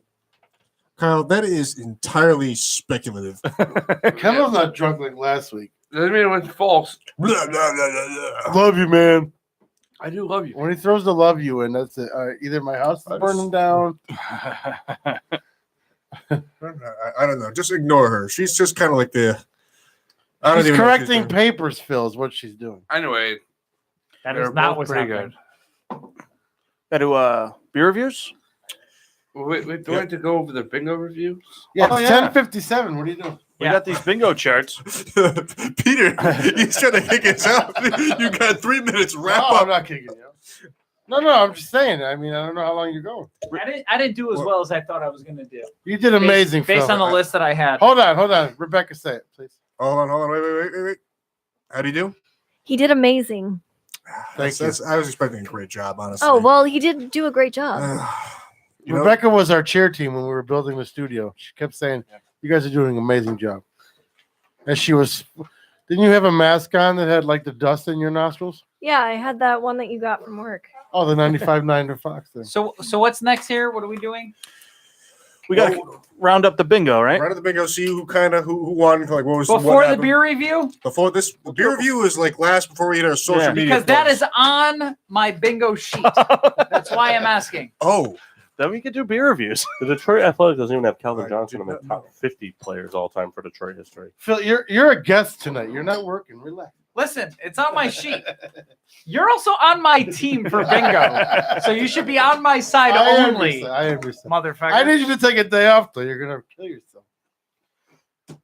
Really, you want to lead off beer reviews? No, All not right. done yet. I can. Go ahead. I'm Go on my- ahead. I'm Go. on That's my a third large beer. tube All of right. cream there, Rebecca. All right. So I've had 3 separate beers tonight. No, 3 separate. So I beg to differ. I mean, what would you beg to differ? What's there to? Why are you looking at him? Let's go. Let's go. Okay.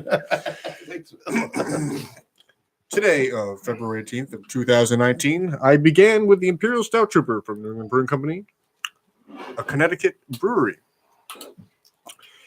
About $19.99 for a 4-pack.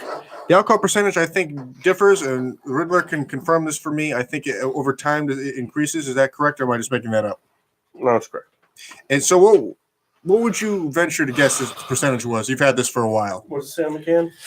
Paul, is that for when you and I went? Like No. 3 years ago? No, that's older. Paul, is that a Oh, mint wow. can? Hmm? Is that a mint can? A mint can? Yeah, the mint container. It's frost. Close enough. Chew. It's snus. It's not chew. I thought it was But can. the same concept, yeah. Schnuts is pretty good. Yeah, I mean, I couldn't enjoy 1.5 liters of beer. In the words of Phil, let's I mean, I go. could, Come on, let's go. But the chew would be really. What do you got, Kendall? What's the That's why percentage? my Hold on, beats hold are all on, stretched hold on. out. I believe Kendall just fucked up the broadcast for anybody who has that. Yeah. Who gives it? Whatever. That's You why already my fucked it up. Never mind. I don't know when it's from. Great job. So what could you? I mean, what would you guess? I mean, 14 and a half. 14 and a half. 15%. Excellent. So it's about 14 and a half. I think it's normally like a Are we writing 9.5 this down? percenter. That These one's are 5 beer years journals. old. There's some things I didn't have You completed. guys have Um, no priorities here about beer. Oh, we want to give the people listening who don't care about the Don't sports, get who care caught about on. the beer, we want to give them accurate explanation. So very tasty. I enjoyed it. I've had it many times before. First time for me on the show. Dark beer, it's a stout, obviously. The notes of the chocolate and coffee, whatever, so on and so forth. It's not too heavy, which is nice. You feel you can have a couple. I don't recommend it because they'll knock you out. But I enjoy it. A lot of stouts drink room temperature. I'd enjoy it cold as well. The second beer I had was a little juicy from Two Roads, about $16, 5.2%. Two Roads is a Connecticut brewery as well. It's kind of like the little brother to Too Juicy. I enjoyed it a lot less. Very easy drink, but I guess I prefer the hoppiness to it. So am I. The only one showing love for Little Juicy. Yeah, It was good. I would drink it again. But that's not saying much, though. all right. Well, Are you talking about Rebecca's bathwater or this beer? she doesn't bathe. Come on. And the last beer I had from Beard, Stunner for the Win, 7%. It's a New England style IPA. Very good. Souls bought this on a whim for the can, especially.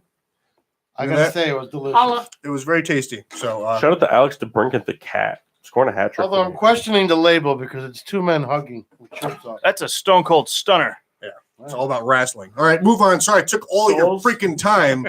So I let off with you like the juice? You like it, the juice? Did you like the Can we juice? not get racial on here? That's a I natural just- This is accent. good, huh? I did not, but whatever. If from Beard Brewing, yeah. From Yep. Stonington, Connecticut, I give it a 2.5. It was good. I would have it again, but kind of whatever. 2.5, really? Yeah, so like it started the game, went 4.5, like went 4 1/3. Yep, like 5 runs. All right, move it along. Yeah, dude. Not I about went, you, Pete.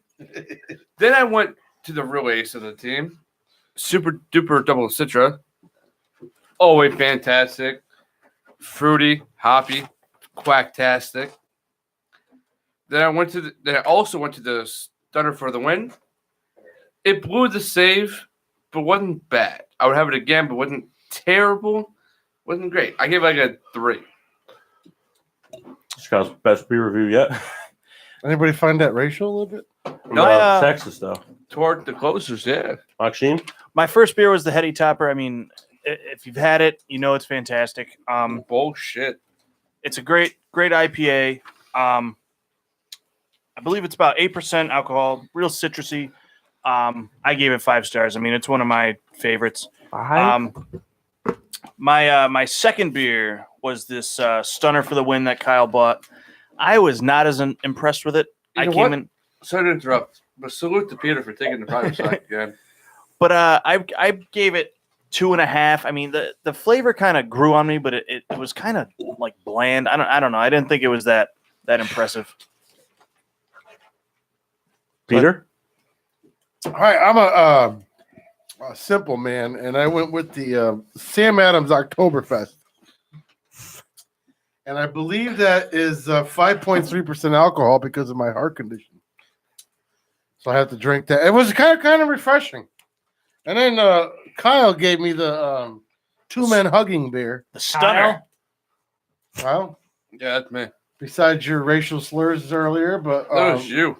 the two men hugging, I'm okay with it. It's 2019. We can be okay with that. And that was how many percent? 7%. But I'm not slurring like you three. And that's what's good. So Private stock, round the horn real quick. I already did that 5 times. Make it 6. Then it'll bring me back to my drug day, so I can't go. So 6 is the trigger. yeah, yeah. But yeah, very good beers, and I like to keep it Boston. Give it Boston. Keep it Boston. Phil, not the science guy. Well, let's see. I started with the New England Double Fuzzy, which I love, Where'd you get that? at New England Brewing. Okay. I'll start with a 4.6 for that. I went to a Treehouse Doppelganger, which is a just excellent double IPA. I feel like if you love double IPAs, this is the one to have. He's slurring. I'll give this a 4.8. And then I ended with a stout. I decided to end with a counterweight void, and I'll give this a 4.8 as well. I don't believe there's such a thing as a 5.0. Why? This is as close as it gets. You can't. Why can't you give it a 5? 5 is a perfect drink. It's like there's nothing better than that. Okay. What's your favorite? What is your favorite? The New England. This is close. Do you have a I mean, I think favorite your beer of all Void favorite- time? oatmeal I think your stout is favorite pretty thing would have close. Do you have a favorite beer of all I think your time? favorite beer would be a 5.0. I think so. And then I if don't you think find if you find something better, it knocks it down. Yeah. How did you? Phil's never going to admit to 100%. There's no such thing as a 5.0. Yeah, but it That's- has that's to how be. I feel. mean, Have you seen Brady's wife? Well, then what's the point of being? She's not a 5.0. She's like a 3.8. Ew. Yeah, she is. I'd I rather gave bang 2 Dak Prescott. 4.8s and a 4.6. I feel like I gave pretty Melania? high scores. No, you did. I'm just saying, but like, you don't think that you like your most favorite beer in the world couldn't give you a 5.0? you gotta have a bias. So then what's the point of having a scale if you can't reach Yeah. the top? I mean, you gotta have something There's to no argue such with. thing as a perfect score. See, don't be a So then a 4.8 sore isn't- sport. Is great, but it's not the best. It's very, very high. But it's not the best. No. But There if has you to would be, never though. give anything a 5.0, that means that there's never been a beer Simply that's been the best beer you've There ever is had. room for the 4.9. Yeah, But so- even at 4.9, though, there's no room for the best beer you've ever had. yeah. slurring I mean, or so something? 4. Right now, there is not. So 4.8 is the You haven't your drank enough highest beer, then. scale. 4.8 haven't is tried the enough- biggest I beer. haven't. of all Hey, I've time. had enough different beers. Well, I've only got one beer to review, and I'm still reviewing it. You knocked the headphones offline there, Paul. All right, it's cool. Why is it me? The wire's like right by your feet. You may have just kicked it out. That sounds like bad engineering. Nah, I'm just messing with you, Peter. You're so handsome. So Um, handsome. I with thought it your was face. just me. So I had the Zoop. Oh Jesus, his dick just knocked my fucking head in the mic. I had the Super Magic Wood Stout from Stone Brewing out of Berlin, Germany. All right. Last minute, no. So this beer is phenomenal. It's 10.1%. It was $30. Worth every penny. Dark brown and black in color. I got caramel notes on the nose, caramel and coffee notes, but I didn't get any caramel and coffee in the taste. I got a lot of like that nutty flavor from the pecans and the almonds. I also got toffee flavored, which kind of works from that like sweet but not too overly sweet flavor. And then in the side notes, I just put it was very smooth and it was very velvety and decadent. I would absolutely get it again. I gave it 4.5 stars because it's not my favorite beer I've ever had. Very close though. Do you plan to keep the bottle for the whatever purpose? Question is, do you plan to keep the bottle, Mr. Cleanup Committee?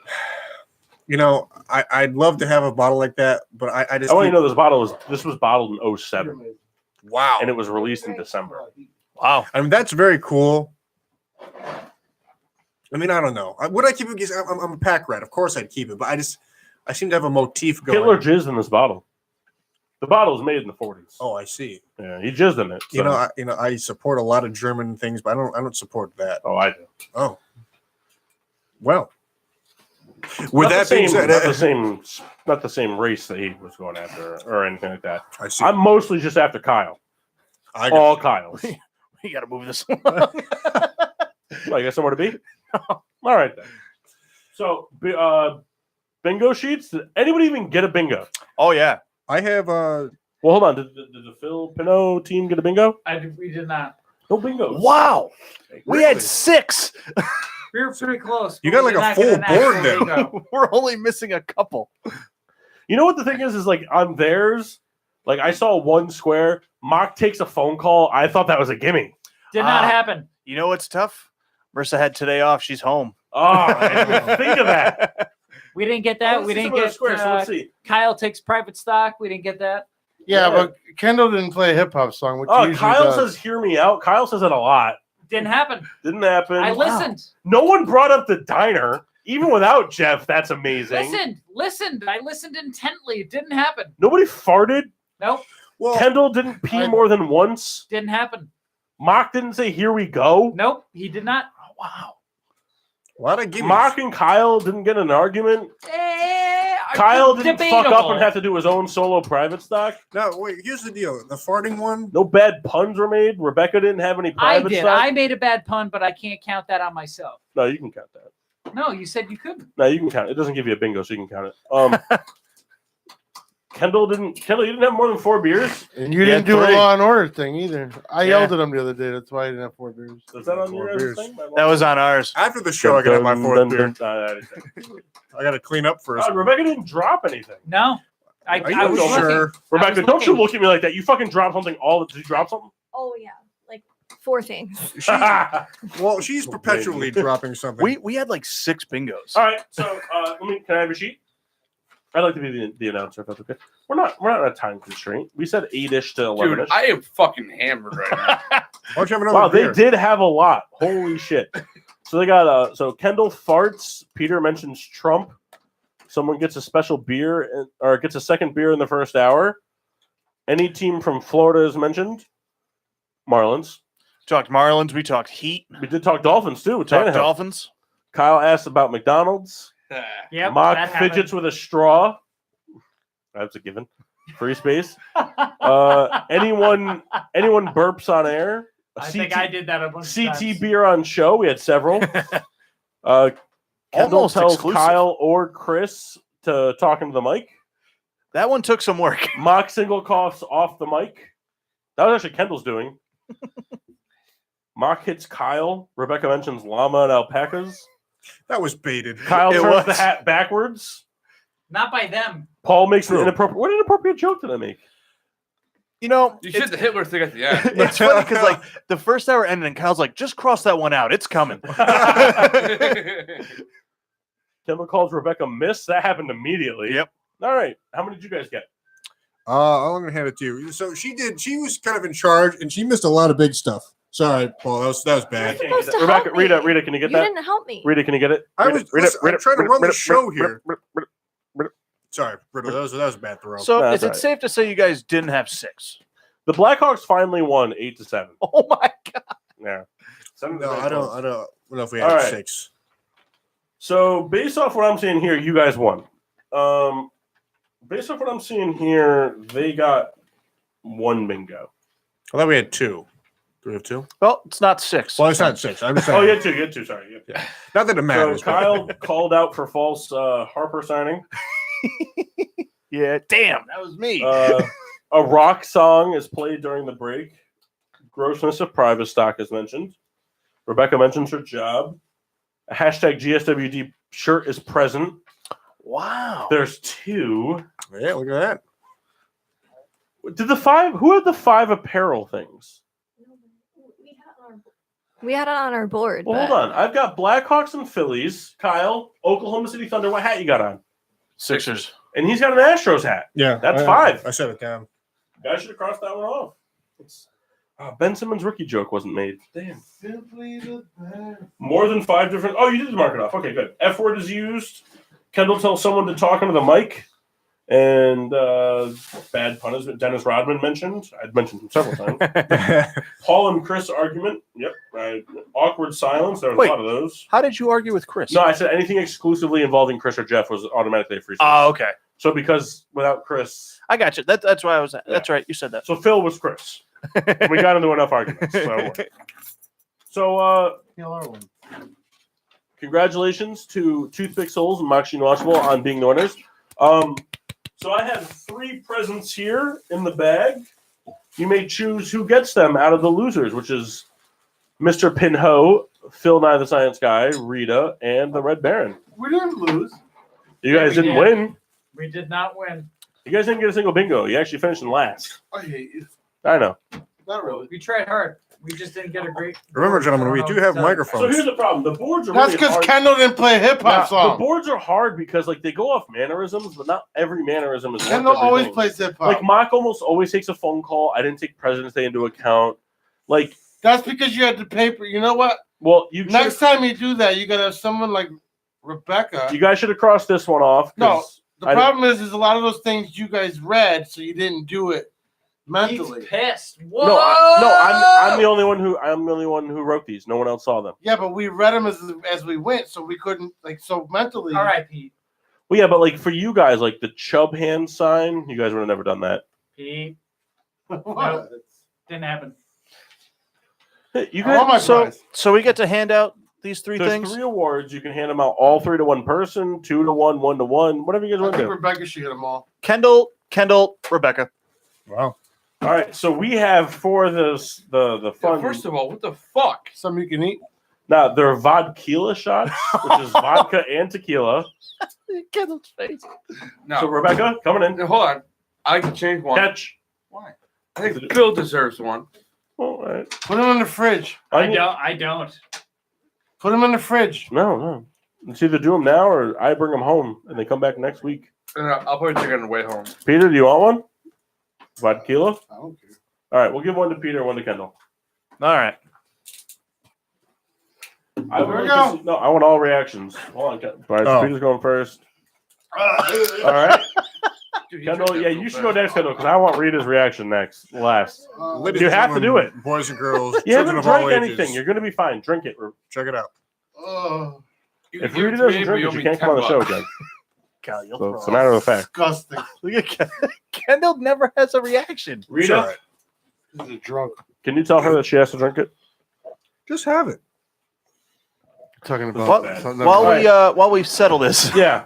Make sure to listen to the Peter Pinot Show Tuesdays and Wednesdays from 7:30ish to 10:30ish. You can check out all our shows on the PPRN app, And also, don't forget that PPRN is 24/7. So 24/7. we're All not kinds of doing great music Yes. provided by Peter Pinot.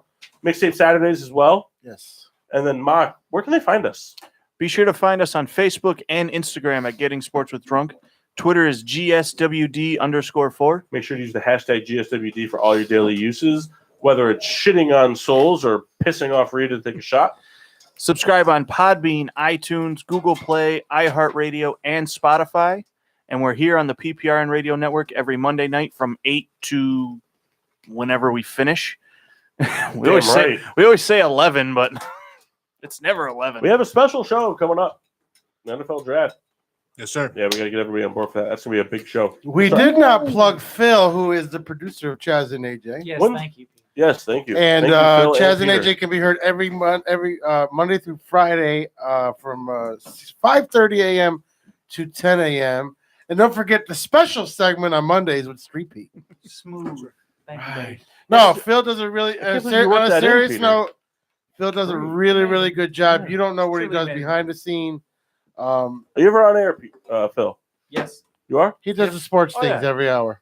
So here's the thing. I Half try my hour. hardest to I listen to Chaz and AJ every once in a while. Okay. I'm going to be honest with it. Fair enough. But also going on at the same time, Mark Henry does a podcast at 8 a.m. And I don't know, like, I know not everybody here listens or watched wrestling, but like, I watched wrestling a lot growing up. I wasn't Henry's a done. madman. Mark Henry is Madman. fucking hilarious. I wasn't done. Oh, go ahead. Sorry, my bad. So we want to thank Phil for coming in Absolutely. to have Thank you. someone like Phil Thank you, in Phil. studio if you watched him tonight, he was definitely in film mode. No, Phil was the MVP of the show because we were missing two very No, you could tell he's on a regular radio station. I was because happy to be every here. note Thank you. he was writing down, and we appreciate him having on there. Phil does a lot for myself, and Phil also has my back a lot. So I want to thank Phil for definitely being here. Thank It you. was an honor to have Phil in this studio because Phil is a All legend right, in Pete. Connecticut. We got it. Thank you. We love you, Phil. Thank you, Pete. well, you. and Phil Thank was you. the real MVP of the show because we were missing two key components to our show in the Mass, Chris Massey and J Mart, who are very argumentative in their own right. And Phil stepped in and It brought the we're heat. not used to having the Tried my Riddler. best. We're not used to having the Became a dick Riddler at the be on end. the argumentative side. It's usually Kyle. So it provided a different kind of spark to the show. So Phil, Thank for you, coming on. Phil. We You really got it, guys. appreciate it. Hey, thank you very Of much course, for having me. as in all sports, no hard feelings. Of course. Want to come Unless, on of a real course, you're a show. Green Bay Packers fan, then you can go fuck yourself. I'll take that, Pino. But until next week, Stay unless, black, of course, y'all. you're tuning in tomorrow from 7:30ish to 10:30ish for the Peter Pino Show.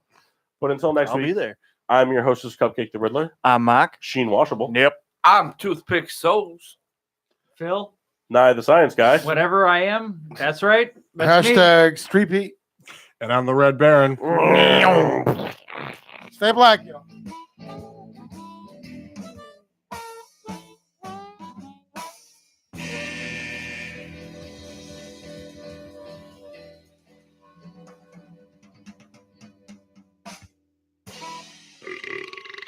Yeah.